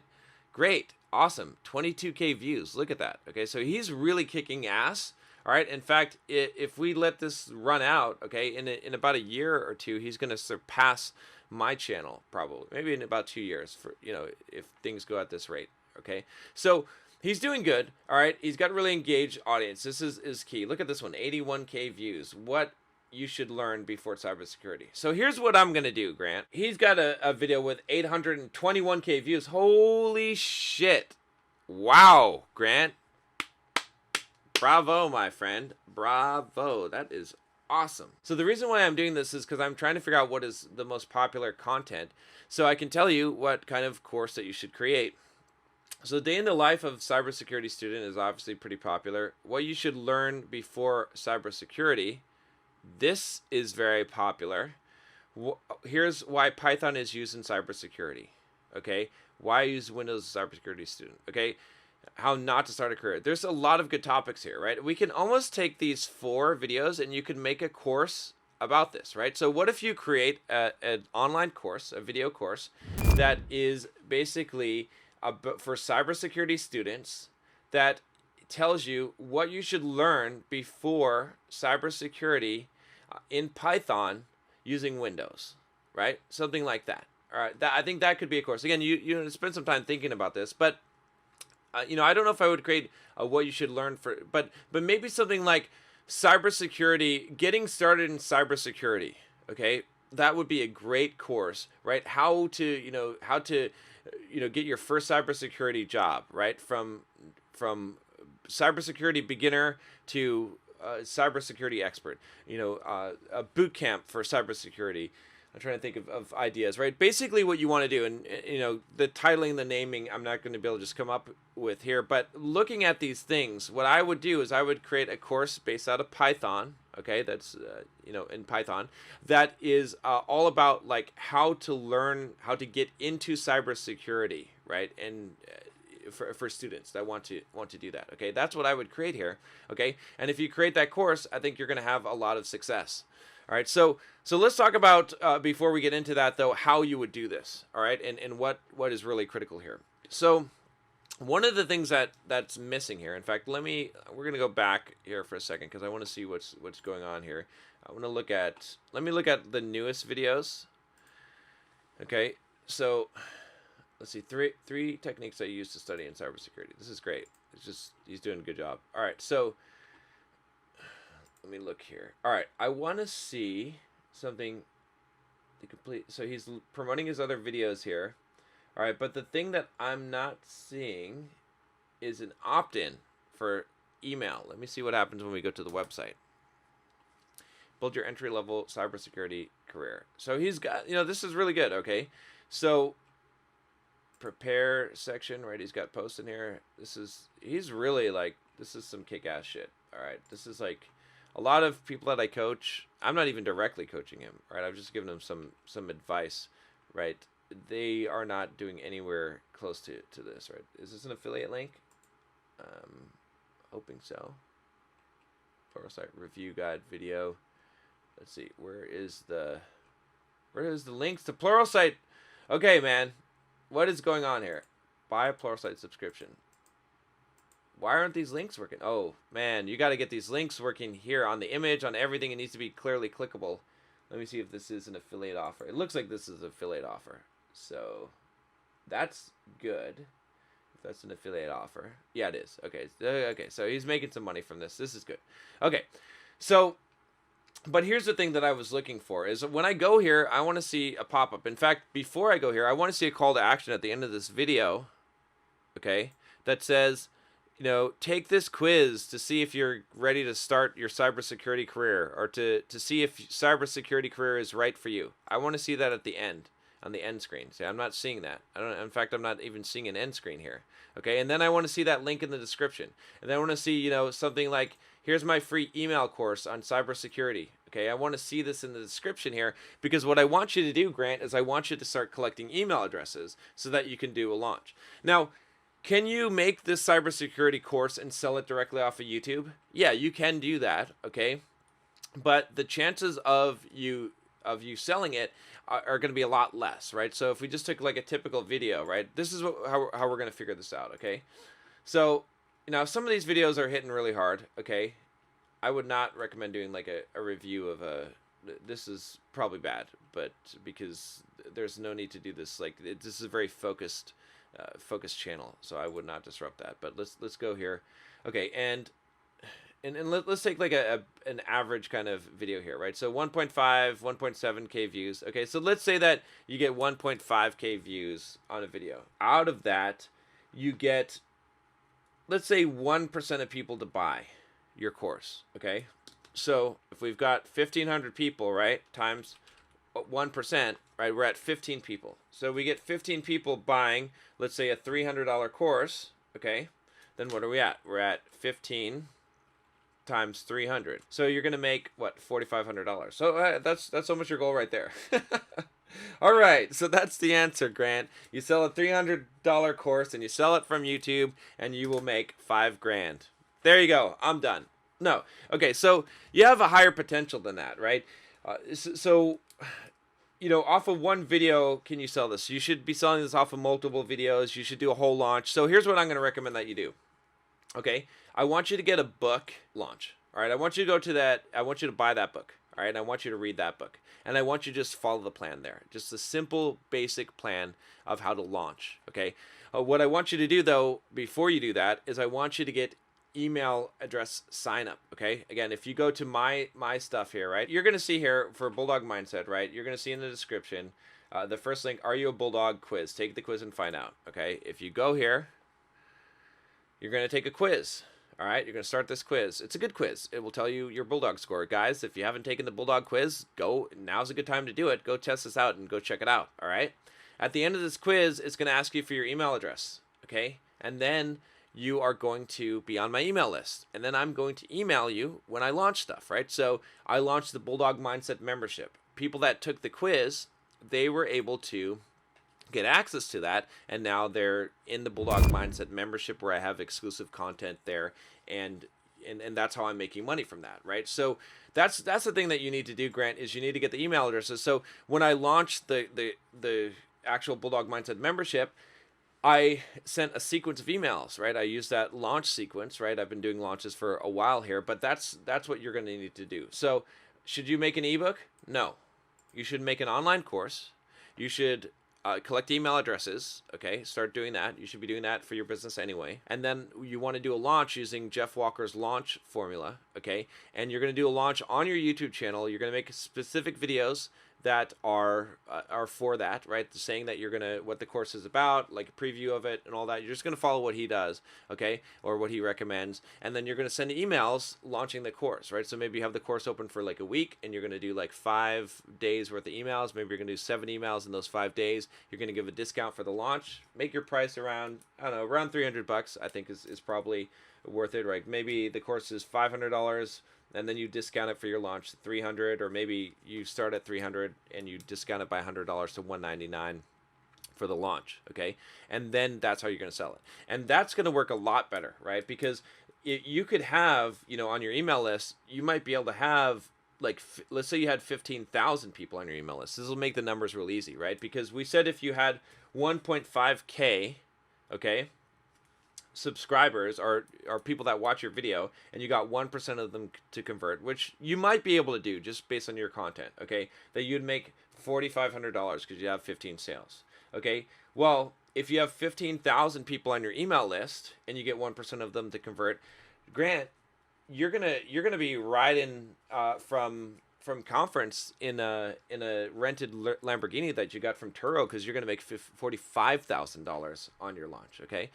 So it's a huge difference, right? That's why you need to get that email list, all right? So anyway, that's my basic advice on this. Guys, if you want more detail, this is like the quickest overview of this, okay? If you want more detailed advice on this, best thing to do, like I said, take that Bulldog quiz, okay? I can teach you how to make thousands of dollars a month of passive income, okay? It's not hard. A lot of people I've coached have been able to do this. I've done it myself multiple times over, right? I make over $30,000 a month from income from this kind of stuff, all right? So if you want to learn, go take the Bulldog quiz, and you're going to get and get in the next time the Bulldog Mindset membership opens. In this video, I am going to be talking about whether or not it makes sense to actually get a minimum wage job to get you through, especially if you are working on something else, like you're trying to build a business, trying to create your YouTube channel. Hey, John, I hope all is well with you. Loving the content on Bulldog Mindset this spring. It's great. Well, thanks, Grant. I appreciate it. Sometimes I'm feeling off, but, you know,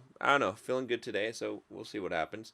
A lot of times when I'm feeling good and I make a video, people say, "Are you high?"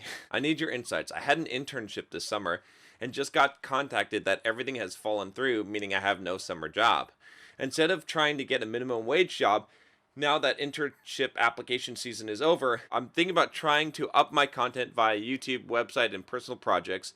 In addition, I'm planning to go to conferences, networking, events, meetings, and just about anything I can to build my, quote, soft skills. What do you think? Here's what I'd say about this. I have my opinion here on minimum wage type of jobs. I think of life as a real-time strategy game, a resource gathering game, right? So if you've ever played like StarCraft or Warcraft, that's how life is. What is the best strategy that you could do in one of these real-time simulation games? Basically, to build up the most expensive unit, right? Let's say it's a fighting game, your army unit, right? Whatever the most expensive unit is, if you could just spend all your resources on that, that would be the best strategy in the game, ultimately. Except there's a problem with that. What's the problem with that, guys? You will fucking die. You're going to get killed when you try and do that, because you need to have the smaller units quicker that take you less time to build in order to survive, so that your guys can go and mine the shit and get the resources, and you can find new resources, right, so that you can build these bigger units later on. If you didn't have someone coming for you, okay, if you didn't have to fight someone, if you had enough time, you would just spend all the money on the bigger units. So that's how life is. There are things that you do short term to survive. Okay, those are the little units that you build in the real-time strategy game that aren't very expensive, but you can build them quickly, and they're going to die, okay? And they're not very effective, right? For the amount of cost they cost versus the amount of damage that they can deal, or the amount of hits they can take, whatever it is, they're just not very cost effective. If you had as much money to spend, you would not spend it all on those units, okay? So that's what you could consider like a summer job, like a minimum wage job, okay? It's just not very effective. But what is, really effective? What's really effective is like taking a lot of time, or building something, or spending time on something that's going to pay you back money over the long term. So I'll give you an example from my life and my career, right? One of the most beneficial things that I did, one of the big units I built, was I built these Pluralsight courses, right? I did like 50 courses for a company called Pluralsight. I did actually 55 of them, all right? And I did this, and I did like 30 something of them in 1 year. It was a really phenomenal move for me financially, because I invested all this time and effort into doing these courses, okay, and then they kept on paying me over the years. So from that company alone, from the royalties from those courses alone, I've made over $3 million, okay, and I'm not shitting you. And it continues to pay me. I still got a check. I just got a check for like $100,000 just like a week ago for the quarter. All right. So I still am making a lot of money from those courses that I did over like 7 years ago. If I can put my energy and my time into things like that, that makes sense, right? Another one would be this YouTube channel, right? I put a lot of effort into these YouTube videos, but they keep on paying me. There's certain videos that keep on paying me, and building the business. Simple Programmer, that business. I wrote the blog. I create all these blogs, my book. So the reason why I'm saying this, okay, is to answer this question is because I want you to have the framework. I don't want to just say, oh, should you get the job or not, or should you pursue this? Because the bigger question is, like, if you have the framework, if you understand what I'm saying here, you can probably already answer this question yourself. I don't want you to waste time on stupid minimum wage jobs that pay you $15 an hour or whatever it is, because that's small potatoes. That doesn't matter. It's not going to help you. You're not developing any kind of valuable skill. You're just making a small amount of money, and that amount of money will be irrelevant later on in life. You don't want to go for the short-term small things. But at the same time, it depends on your situation. You have to do a lot of short-term things, right? So for those of you that are watching, why do you get up and go to your job? Okay? Hopefully, it's somewhat of a short-term thing. If you're thinking about becoming an entrepreneur or building a business, right? It's like you have to do it in order to survive. But I never want to trade hours for dollars, okay? I don't want to trade my time for money. That's why, again, you guys that know that I do coaching, but I don't advertise it much on this channel. I don't know if you've noticed that. I talk about it every once in a while, but I have coaching clients. I've got 8 coaching clients right now, and it's full. Okay, I don't want to really have more than 8. I might expand it to 10 at some point, but I don't want to do that. Now, these coaching clients are paying me $1,500 a month or $3,000 a month for an hour or 2 hours of my time. That's it, okay? That's it, all right? But I still don't want to spend that time. I'd rather spend more time building something that gives me no money up front or very little, but continues to echo through time, paying me money over time, just like those Pluralsight courses I talked about, okay? This is the real strategy. If you really want to get wealthy, not just rich, but wealthy, this is how you do it, guys. I have multiple streams of income that just generate me money passively over time that I've put in the effort and the work. And so I want you to avoid, as much as possible, these short-term things. But you may need to do that to survive, right? Okay, so I don't know, Grant, maybe you can live, maybe you can survive. Maybe you've got some savings, maybe you're living with your parents and you don't really need that, to do the summer job, and you can spend your time focusing on your business. As much as you can do that, do it. If you really want to succeed in life, what you need to do is you need to just cut your expenses down to minimal. Go live in a studio apartment, or share a 1-bedroom apartment with roommates, shitty living situations, and don't eat out and just eat rice and fucking beans or ramen noodles or get free samples from Costco. Figure out what you can do to minimize your expenses as much as possible so that you can spend more of your time and more of your effort and energy on building your business so you can build something useful. So to answer your question, Grant, I think I've already answered it, but to go into a little bit more detail here, it makes sense. You should spend that time working on your YouTube channel, working on your business, building that up. I don't know about going around to conferences and networking events to work on your soft skills. Maybe to some degree, right? I would have a specific plan of how you're going to work on those skills rather than just, wasting time doing that. Or is it going to help you with your channel, right? If you're going to go to these events and stuff, figure out how you're going to get more subscribers to your channel, how you're going to do collaborations with people that are going to, build your channel and build your business. Think strategically like that. Don't just expect that things are going to happen. But yeah, that makes a lot more sense, right? In doing that, you're not going to get paid, right? If you go and work a summer job, but let's say you're making $15 an hour and you're working 40 hours a week. So let's say you're making, I don't know, $2,500 a month, and you do it for 3 months. You make $7,500. You're going to have taxes. So maybe your take home pay is going to be like, I don't know, $5,000. Let's say $5,000. Okay. You work over the summer, you make $5,000 at some minimum wage shitty job. Let's say instead of doing that, you work on your business.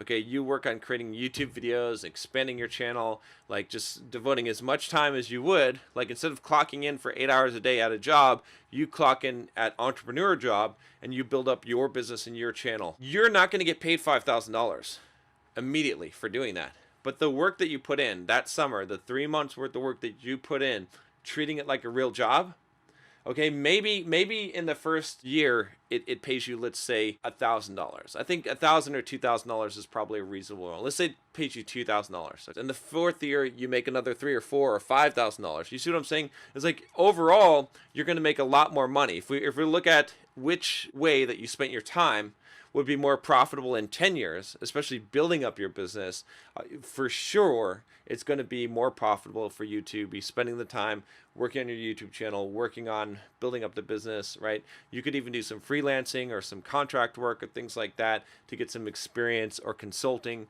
right? Those are all options there, but it's going to be way more valuable than some minimum wage job. Don't do things that are short term unless you need them to survive. Most of you have to go to work and you have to do a job because you need it to survive.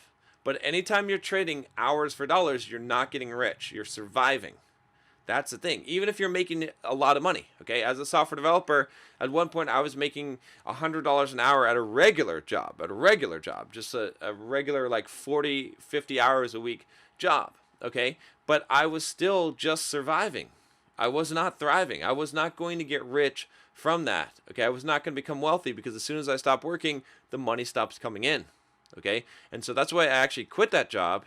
And that's why I actually ended up quitting all of my jobs and started just focusing on building the business and working for myself, right? Even the time I'm putting into this YouTube video right now is all to grow my channel, okay? It's all to grow this business. It's to grow Bulldog Mindset. I mean, a lot of it now of what I'm doing is just because I enjoy doing this and I enjoy helping, but it's all an investment in the future. And so that's what you need to do, is stop thinking short term unless you need it to survive. What is the price of success? Does it have to cost your soul? Do you have to lose all enjoyment out of life in order to be successful? You know, all work and no play makes Johnny a dull boy. Is that true? He says, "Hi John, I've been following you for several years now before the Bulldog Mindset days. I love what you stand for and admire your story." Well, thank you. All right, I got a question for you, which I'd appreciate if you could spare some time to answer. I'm 23 and just gotten into a decent place in life. 4 years ago, I was in a shitty situation, no degree, and working customer service for minimum wage. I started to educate myself about money management and also taught myself web development. I sacrificed everything to get where I wanted to be, and I actually did it. I'm now on a very good wage and also working on a startup. Here's my confusion. I'm an obsessive person when it comes to putting my mind to something. I've spent the last 4 years focusing on nothing but being successful. I feel now like I don't know how to enjoy myself anymore. I no longer work out enough, as I feel guilty that I should instead be spending that time to become even more successful. Have you ever experienced this? I've definitely experienced this. Okay, it's a common problem. All right, you shouldn't feel like this is a unique problem to yourself. Okay, this is something that you're going to go through, and I've gone through this multiple times. Right, I have been in super hard work, bust my ass, but in fact, there was a period of time on this YouTube channel where I talked about this, where I was trying to figure out this thing where I was like, you know what? I've broken myself in some way. In fact, I was telling people, I was like, you know, I have broken myself. I don't know how to enjoy life anymore. I don't even know what I want to do. I don't even know what makes me happy anymore. I worked so hard and I was a robot for such a long time that I feel like I lost my life. You don't have to pay this price for success, okay? It's just a trap that we fall into. All right, there's some solutions that I have for this, for you, okay? I can tell you how I came out of this and how I figured out things and how I'm even now able to work and achieve a lot of success and be extremely productive, but still enjoy my life and still find enjoyment out of it. Time box productive activities. So right now, I am working on a Pomodoro timer. If you don't know what I'm talking about, I have a video on how I plan my week. You can check out the video here.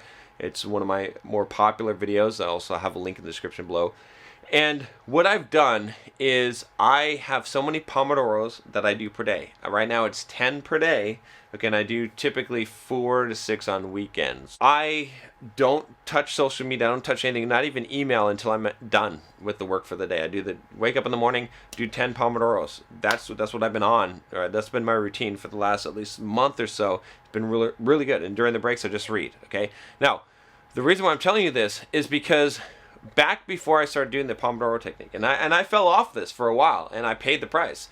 What I would do is what most of you do is you either create like a to-do list, or you just work and work and work, okay? And you just feel like you always got to be working. You can't play a video game, you can't hang out with friends, you can't do anything, even sometimes working out, because you feel like you should be working towards success, okay? You should be putting in the work. And so it's never ending, okay? And so you never have any time to enjoy yourself. All right, and you can kind of sit at your desk and sometimes not even be very productive, but you feel like you're working. You should be there working, right? So a lot of times you end up wasting time while you should be actually doing something because you feel like you should be there. What you need to do is time box the activities. So when I started doing the Pomodoro technique and planning things out, when I said I'm going to do 10 Pomodoro a day, all right, what happened, the benefit of that was that I stopped looking at the to-do list and saying I need to get these tasks done, okay? Or I stopped just working incessantly, all right? Instead, what I said was, okay, today my goal is to work for 10 Pomodoro, right? That's 5 basic work hours of focused, uninterrupted work. Okay, that's really actually difficult to do, all right? Or maybe it's more. At some points I did 12 or 14, right? I know some of you are doing amazing. Like someone said they're doing 20. I find that a little difficult to believe, but I'll take your word for it. That's insane. Okay, you might not be able to keep that up for a long time, but regardless, the point is that you've time boxed it. Let's take today, right? I'm on like Pomodoro 7 or 8 or something like that, and when I hit 10, I'm done. All right, I don't have to do any more work. I feel good about it. Now, I may at some point, maybe later in the evening, I just feel like doing some work, but I'll enjoy it, right? I'll only do it if I feel like it. If I feel like that'd be more fun. Like last night, I was doing some Pomodoros. I felt like it was more fun than playing a video game because I was gonna play a video game. Take time for leisure that's planned. You know, if you're doing the first thing of time boxing the activities, you're gonna have some time left over, and that's great. Now, schedule something, right? So I was playing some video games, right? I started doing this recently as I'm adding this, right? And I'm saying, okay, now in the evening for an hour, I want to play a video game. So I'm doing that every day, and I'm planning that time out, or I'm planning some time with friends, or I'm planning some time for a trip, and I've got that planned out so that it's not just happening. Or if I want to watch a movie or something like that, I'm planning that time out, and I'm taking that time specifically, just like I'm setting the time boxing and creating the Pomodoros to do work, because I want to set aside that time. So that I have it, and it's part of the plan, it's part of the schedule. Enjoy your work, love it. So one of the things that, you know, it doesn't have to cost yourself, you don't have to lose your enjoyment out of life, but you will if, and I've made this mistake before, if what you're doing is you're making your work, okay? I'm recording this video right now, I'm doing this work. I have to remind myself while I'm doing this, right? I was typing up book chapters last night, and I had to remind myself, this is fun. I enjoy it. Like, I'm pursuing the challenge here. I'm doing the thing. I'm doing the thing, man. I'm doing the fucking thing. Doing the fucking thing, right? This is what I tell myself is, I'm doing this shit. All right? This is great. I'm pouring myself 100% into this. I am not just doing it to get it done. I'm doing it because it is life. This is what I'm doing. This is what I'm spending my time on doing. And it doesn't matter what I'm doing, it matters how I'm doing it, okay? I am mopping the floor the best way that I can, taking very careful account of my work to make it my best, to pour my heart and soul into it. And if you start working that way, then all of these things, like, it's not just to get to the end, it's not just to get to the goal, it's because this is the thing, this is the passion. In every moment of your life, you know, you have to remind yourself of this, and I'm guilty of it, of not doing this from time to time, but every moment of your life can be enjoyable. It can be the fun. That is the enjoyment. I don't believe in the work-life balance. I believe that work and life, they're merged, they're the same thing. And you just have the separation in your mind that some things are fun and some things aren't. All right. I mean, playing a challenging video game, since we talked about that example, it's hard. It's challenging. It's not easy. Okay, there's difficulty in doing that, and so, but we enjoy that, right? Just, it's in fact harder than a lot of the work that we do. We just make that choice, right? So you have to live in the moment and live and enjoy your work. Reward yourself for milestones. Okay, as you make progress on things, give yourself rewards. I do this all the time now. As I say, well, when you get this done, or when you accomplish this particular goal, or do this thing, you're going to go and you're going to get this. You're going to get this reward, right? And you got to reward yourself so you have something to look forward to that motivates you, that pushes you forward, that gives you that enjoyment that you feel like you deserve, that you feel like you can enjoy. When it's just a blur, when you're just trying to work really hard and you haven't organized things like I've talked about in this video, you always feel guilty like you should be working. And that's how you lose your enjoyment. And I fell into this trap. Why would someone like myself, who claims to be doing it not for the money, why do they have ads on their channel? Why do they make money? Why do they sell products and services and try to increase their profit, increase their earning? And I think that's a great question. It's a totally valid question. And it's one that, I've often wondered myself. And so I'm going to read this email here, and I'm going to answer this as best as I can, because I want to let you guys know, and I want you to really understand what's going on here, right? Because when I say that I'm not doing this for the money, I don't want you to misunderstand this to think that I'm just doing it for the good of mankind, because that's not the case either. All right, so here we go. So Levi says, hello, John. I'm a big fan of your content and I've been following you for a couple of years now. I apologize off the bat that this is not a business proposition, but I do not use social media, so this was the only email address I could find to contact you. That's fine. All right, I know you are a busy man, but I wanted to reach out to you and ask you a more personal question. You are helping spread a message and impact people's lives positively, and I admire what you do and why you do it. That being said, why do you and other content creators who want to spread a message have ads in their YouTube videos or sell products/books? Please don't misunderstand me. I fully believe in paying for things of value, and I'm purchasing your book shortly as well. I'm meaning you don't do it for the money. That's obvious. So what motivates you to still market/increase profits from your products/services? I'm simply trying to understand the mindset of bulldogs and people more successful than myself. Anyways, keep up what you're doing. It really makes a difference to many people, and I appreciate everything your content has done for me personally.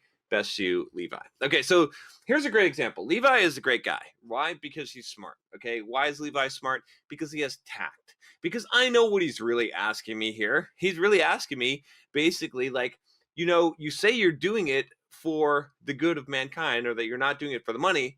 But on the other hand, I see you doing things that are making money, and some of the things that almost seem like, is it even worth that money? And so what is it? Like, you don't seem like a charlatan or a scam artist. I mean, you seem genuine and transparent, and it seems like your heart is in the right place. It doesn't seem like you're doing this for the money. But on the other hand, I have to question and say, why are you doing this? It doesn't make sense. Like, it kind of makes me feel a little bit sick inside, like, to see that you've got ads and that you're trying to sell me this stuff. It makes me feel like you're fake, that you're not being real. Like why would you need my money? Why would you try, even like, if you're trying to impact the world and you say you're doing this for good, right? So that's what he's really asking, and I get it, and it's totally cool. And I like the way that Levi phrased this, to do it in such a way to not say what I just said, but to say it in a very tactful way. So lesson noted for you guys. Emailing, contacting someone, do it in the way that allows them to save face, that doesn't just directly attack them, and maybe they'll answer your question and take you seriously. So no, I appreciate this, honestly. Like, and again, I don't think Levi is trying to be malicious at all, and I think he's just wondering, like a lot of you are probably wondering. So let me talk about this and help you to understand what's going on here. So let's start off with bulldog mindset. Am I doing this just for the good of mankind? No.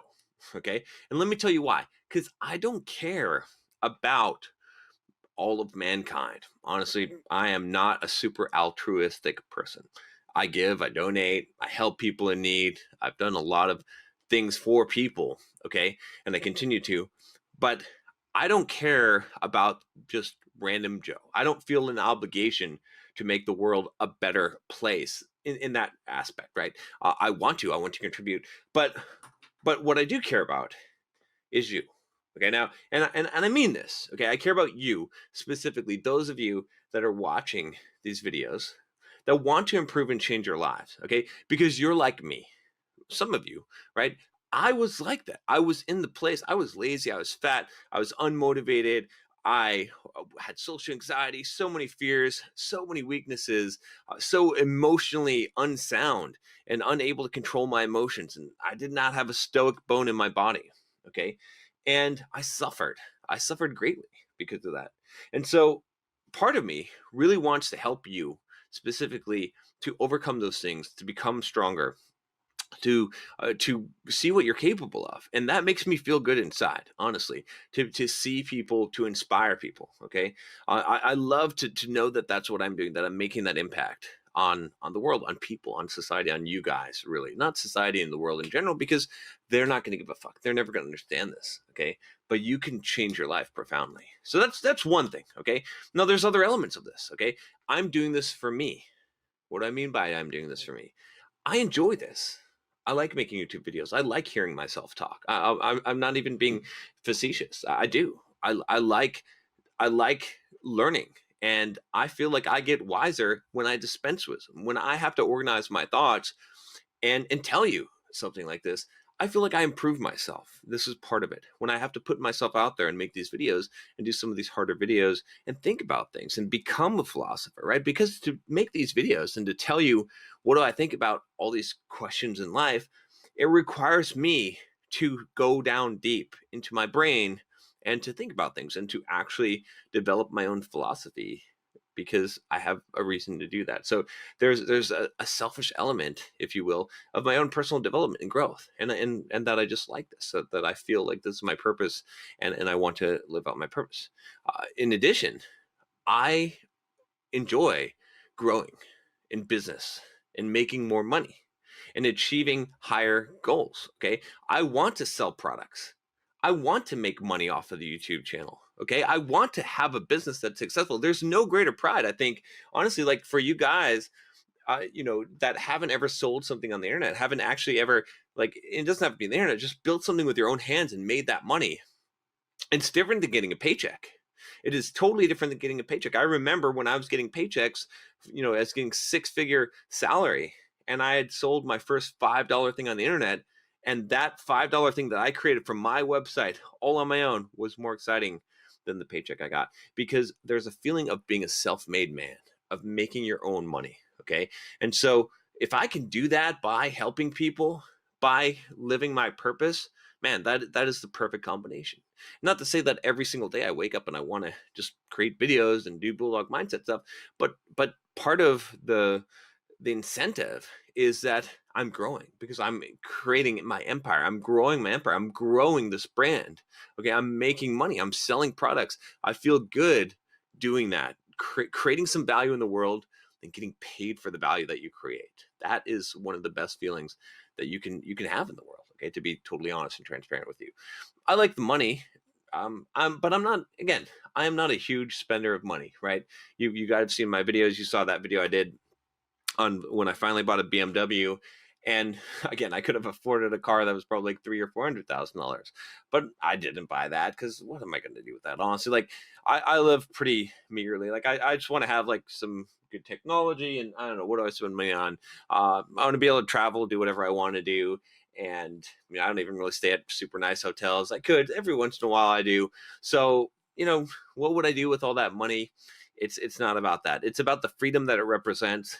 And, obviously, if I make a shit ton more money, my level of life will go up, but I'm always going to live way below my means. So, again, it's not super, super important for me for what the money can buy me. It's more of the value of knowing that I've created this immense value, okay, that I've built this thing.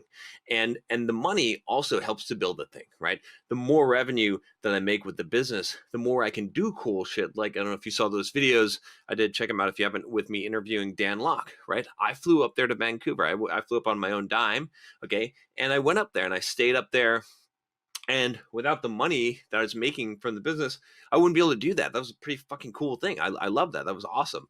Okay. A lot of the things I tried, going to conferences and meeting people and a lot of things I'm able to do. And even just building the website and the logos and paying designers and for high quality designs, all that stuff it's really cool. It's really enjoyable.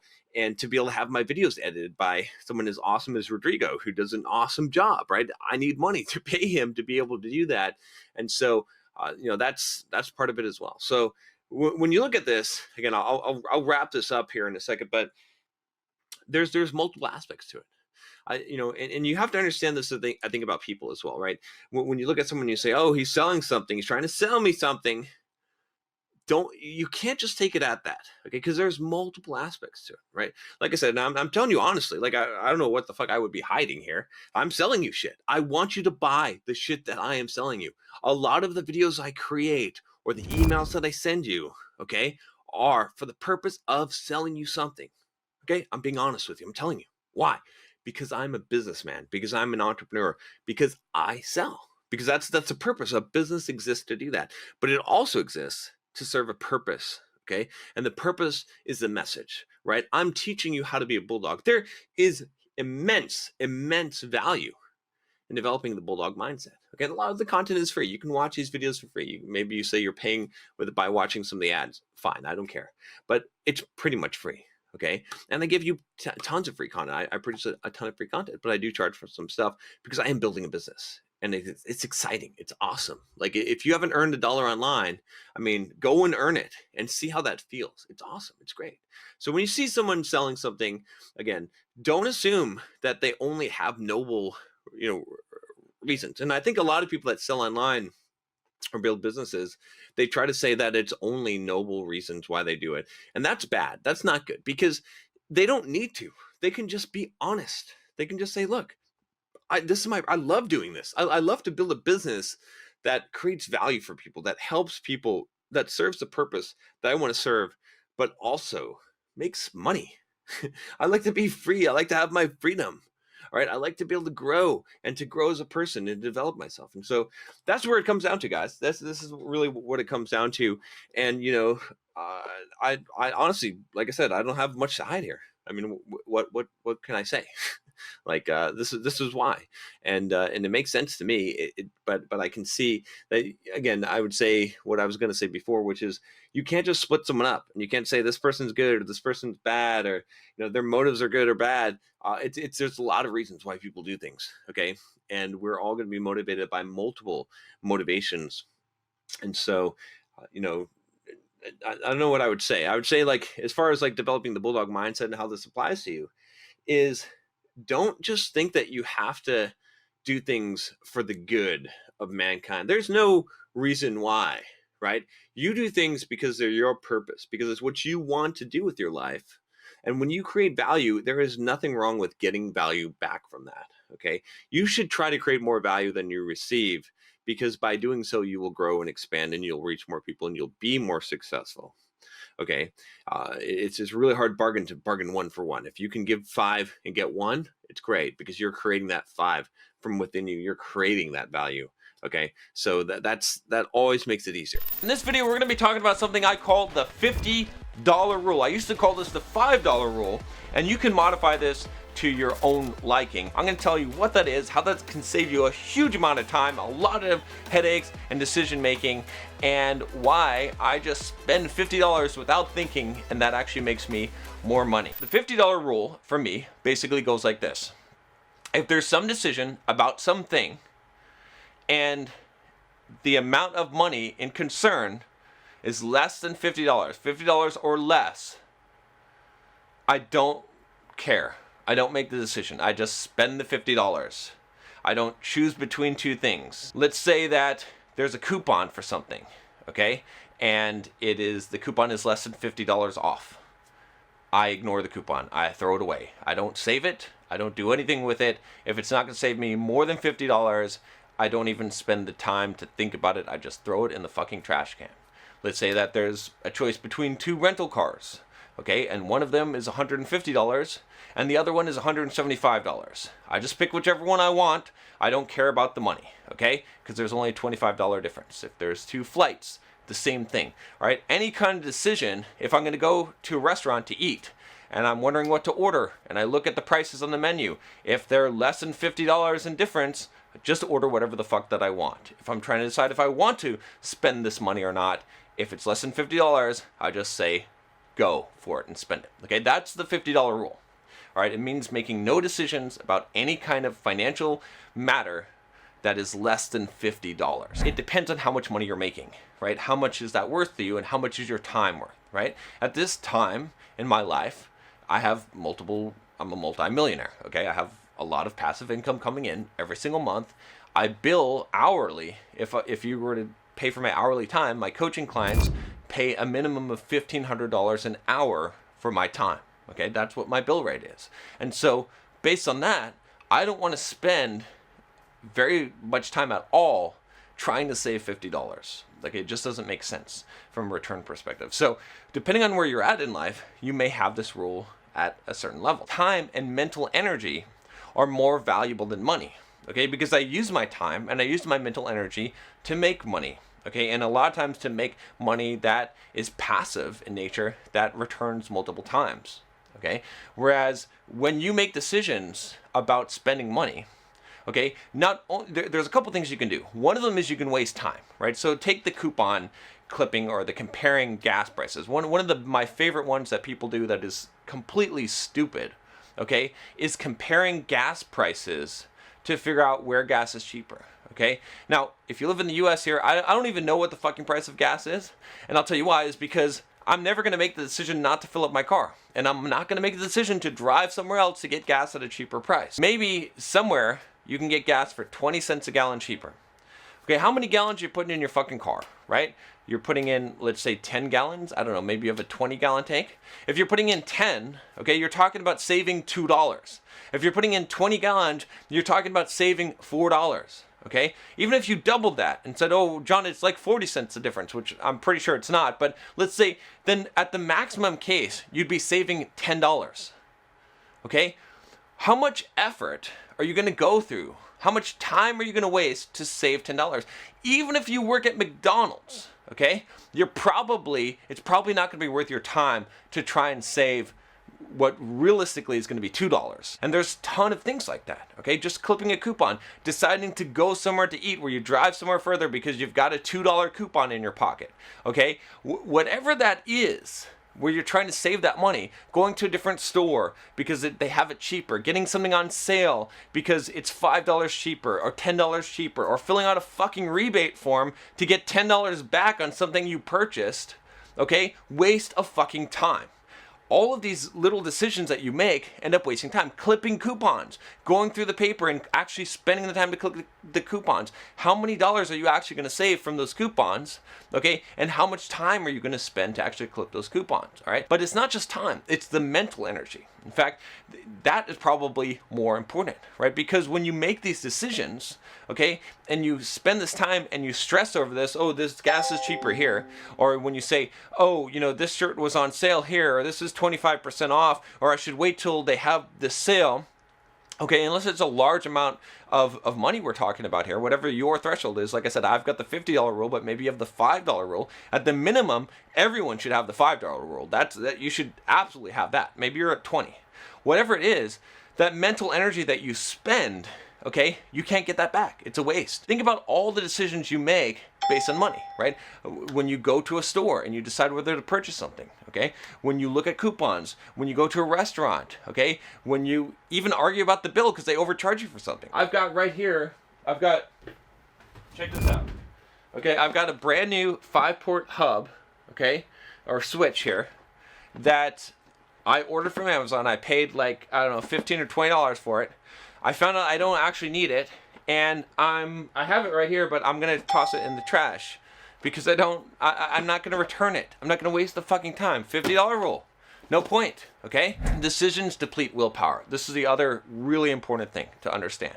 Okay, I wanna eliminate as many decisions as possible in my life, all right? So that I have my willpower for the decisions that matter.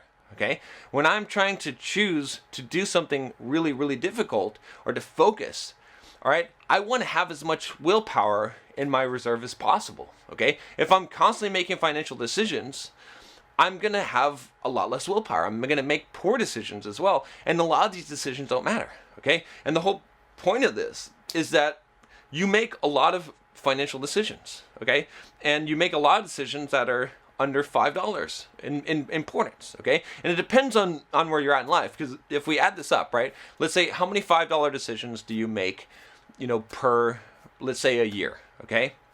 where you could potentially save $5 if you made the right decision. If we said that it's 10, it would be $50.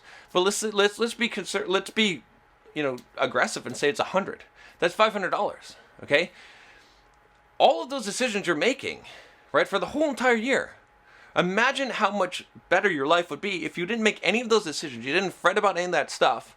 Would you pay $500 for that peace of mind and for the energy that it will give you, okay, and the willpower it will give you to make more than $500? Of course, okay? For me, if I'm saying $50, then we can multiply that by 10 and $5,000. Easily, it's worth $5,000 for me not have to worry about this. And this is on the extreme end. That's why I have the $50 rule. Even though it might seem silly to some of you guys, you should all have at least the $5 rule. Okay, because decisions deplete willpower. If you want to become better financially, want to understand some more of this stuff, go to the Bulldog Mindset quiz and take this quiz, then see where your score is. See where your Bulldog score is right now. That's all I got for you today. I'll talk to you next time. Take care.